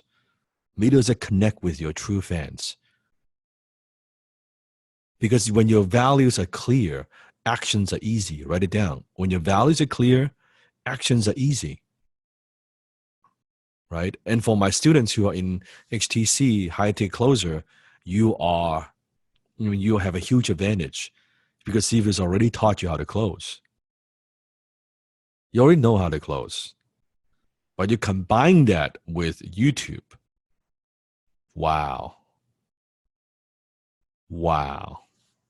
Right? Those two are they almost like they're the perfect match for one another, because one is about depth. High tech closing is all about depth, about deeply connecting with someone one-on-one. And YouTube is all about width, connecting with the masses on a big scale. When you combine the two and you can do both, wow. Step number 4, continue to immerse yourself into Siva's teaching. I want you to watch all my videos on YouTube, a minimum of 10 videos a day. How many videos? 10 videos a day. Especially the ones on public speaking, on delegation. Do you think it would be a good idea to learn how to delegate properly? Right? On delegation, on high ticket sales, on closing? Yes, watch those videos. And I want to give you one, like almost an additional challenge. Now, as I'm talking about YouTube, when you watch my video, I want you to wear 2 hats, okay? I want you to wear the hat of a student, a mentee, where you're watching my video to learn what I'm doing, right? What I'm teaching you. But a second hat I want you to wear at the same time when you're watching the video and taking notes is what I'm doing as a high income tuber. What I'm doing as a high income tuber. How am I closing? How am I recommending something? How do I do that? You see the difference? So it's not easy because you got to wear 2 hats. How many up for the challenge? Good. So you study the content as well as the delivery. So both the content and the delivery. You watch my videos very differently. You watch my videos very, very, very differently. And in the next few weeks, some videos I'm actually going to break down for you exactly. I'm going to break it down with you together and say, okay, see this? This is what I did. See this? This is what I did. See here? This is what I did. Because it's one thing to see what I do, but when I explain to you why I do it and how I do it, that's when you learn the most. Right? It'll be so fun. It'll be so much fun. You'll be like, oh, I see that. Oh, that's cool. Like you would have so much fun when I break it down. It'll be like aha moment for you, right? Yes. Do not Netflix and chill. You then flex and close. All my students is then flex and close. We don't Netflix and chill. Okay. The 97%, the Netflix and chill. The 3%, you gotta then flex and close. So then flex or Netflix, you pick, you choose. Which one going to be? The 3% or the 97%? On top of that, Sifu, we also have the podcast. So for those of you that want to, make sure you go into iTunes, download, subscribe, right? And also leave a positive review. I mean, Dan's podcast is one of the fastest growing. So you can watch the YouTube videos, but sometimes you may not always have the luxury of watching the videos. Then you can always listen to the podcast or even go into Roku TV. If you know what that is, if you got Roku TV, Dan Locke also has a channel there, and there's content on there that you can't find anywhere else. Yeah, both are the Dan Locke Show. You can just search Dan Locke Show and you will find that. It is on Androids, it is on iPhone, it's on all the platforms now. It's on all the platforms. So you can anywhere you go, especially when you're driving, when you are doing something else, or you're working out, you can also listen to that. So that's available to you. So the purpose of learning is mastery. The purpose of learning is not just gathering information. It's mastery. It's about getting good at something. You are not going to get good at anything if you don't immerse yourself, right? It's all about mastery. Step 5, I want you to reprogram your mind for wealth and success. The biggest thing that's going to hold you back as a YouTuber is your mindset. So during the course of To Be On Horn, every single day, I want you to start with the attitude gratitude video. This is one of those habits I teach all my students. Doesn't matter what program I teach. That I believe it's not a business skill, it's a life skill. That you start the day, the morning with attitude gratitude. Think about what you could be grateful for, things that you could be grateful for in your life. We have the attitude gratitude audio video uploaded into Download University, so you would get that. I do that every day. People ask me what's my morning ritual. This is one of those. Every single morning, I start with attitude gratitude, coming from a place of gratitude, coming from a place of abundance, coming from a place, because if you don't come from a place of abundance, you could have more, but deep down you still feel you're lacking something versus you're enough. And this also helps you to build your self-esteem. So when you are making your video, when you're getting haters, all those attacks, it doesn't bother you because you know who you are, right? And you are fulfilled. And you're coming from a place of gratitude. All those things and noise, they just don't bother you. They just don't bother you. So minute of the day, Millionaire Mindset, Daily Power Affirmations. We have ordered that in the Download University, right, Gabe? Right, we have ordered that. So and you can search on YouTube too. It's also on YouTube. Yeah, we'll have that uploaded. Yeah, we have to upload it within DLU, Download University. So just easy for you to access. And step 6, I want you to build a solid foundation. And that is, I want you to go to go to the Creator Academy, the YouTube Academy.youtube.com. creatoracademy.youtube.com. And I want you to sign up with your YouTube channel. If you don't have a YouTube channel, don't worry. You could still sign up with an account. And what it allows you to do is there's a lot of tutorials about YouTube. This is building a strong, solid foundation. Because as we go through a lot of different lessons, I don't want to spend the time in class, the valuable time that we have going through the basics. Does that make sense? I don't want to go through some of the basics, right? Some of the things, it's already on YouTube. I would rather you take your time, you go through a lot of the technical info. I want to give you the goods, like the advanced strategies, the things that you need to monetize your channel, the things that no one teaches. So I want you to sign up an account, and I want you to just go through the quick start guide to YouTube. Don't go through all the other videos yet, because I don't want you to get overwhelmed. Although I do want to overwhelm you, but don't overwhelm yourself. We'll assign all the other lessons in the upcoming weeks. So for this week, week 1, just the quick start guide to YouTube, and it'll look something like this. And you see the 4 lessons. It's got 2 hours. When you log into the account, you will see this. Don't go through the other lessons yet. Just these 2. Just these 2. That's all I need you to do. Okay. And then subscribe to the YouTube Creators, of course, Creator Academy. Those are the 4 playlists. Quick Start Guide to YouTube, YouTube 101, making videos that have social impact, and build a consistent brand. That's it. Those are the 4 playlists. That's the homework. That's the homework. This is not a learning program. I said it day 1. Every single program that I teach, it is an implementation program. This is not one of those programs where, oh yeah, you know what, here's a username, password, I'll watch some videos and fucking good luck. No. You're not just learning things, we are doing things. We're taking action every single week. It's the only way you'll get results. Watching other people do push-up is not going to make you stronger. You got to do the fucking push-up. That's what's going to get you good. That's what's going to make you get the result that you want. Right? Who's ready to do some push-up? Put in the chat. I will do the push-up. Yes. And don't forget to connect with your family, right? If you're not in the Facebook group, I know some are still, a handful of people are still not on Facebook group. I know students, make sure you're on Facebook group because we post important updates on all that on like latest news or whatever on Facebook group. This year, brothers and sisters, for the entire season, you will support and challenge and motivate and help each other, right? Remember, low-income tubers work as a lone wolf, and high-income tubers collaborate with other people, right? Make a video to introduce yourself if you haven't done so. Time to stretch that comfort zone, right?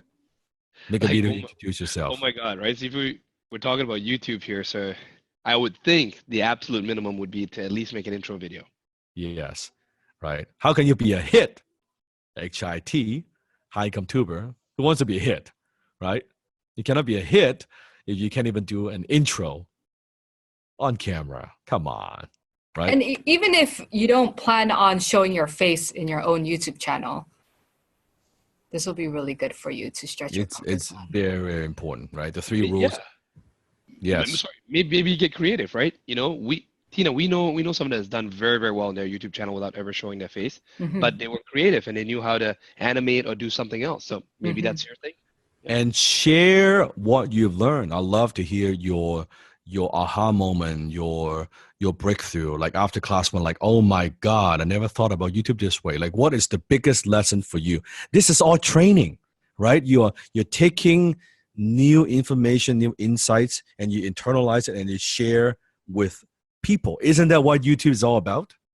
So the Facebook group is the best training ground for that, right?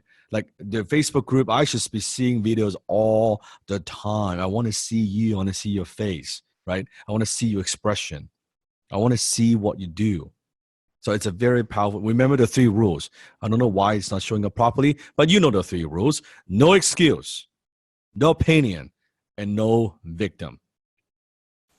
And one more piece of big news, and that is this. Let's just suppose there's a possibility for a bonus class 7. Who would want it? Who would want it? I do.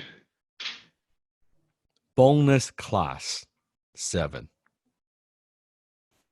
If you want a bonus class 7, you will need to work together as a team. As a what? As a team to achieve an average 80% attendance rate in the next 6 weeks that we're together. I am training you to work together as a team, to collaborate.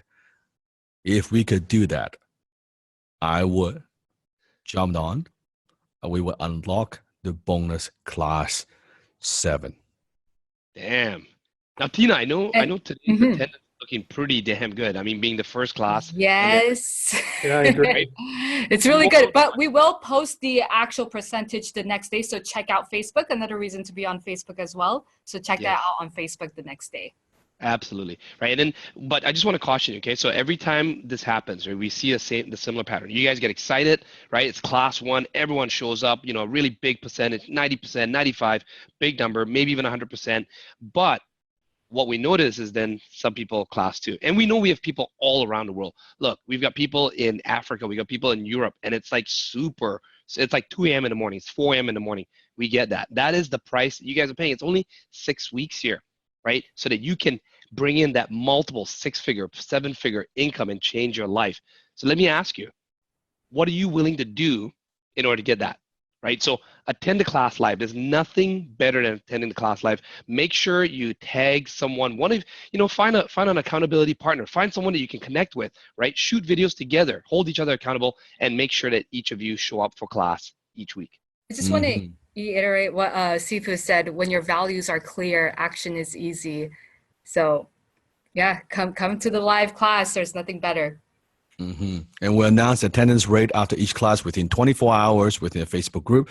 Any questions in progress you have, like posts, I do my very best to read every single post. I love to see your posts. That's what I love to do as an educator, as a teacher, as a mentor. I want to see your growth, right? I want to see your transformation and what it means for you. So there you go. First class, 4-hour class, 4-hour class. Amazing. Amazing. Who's ready for week 2? Week 2, days away. And remember, you are just one video away.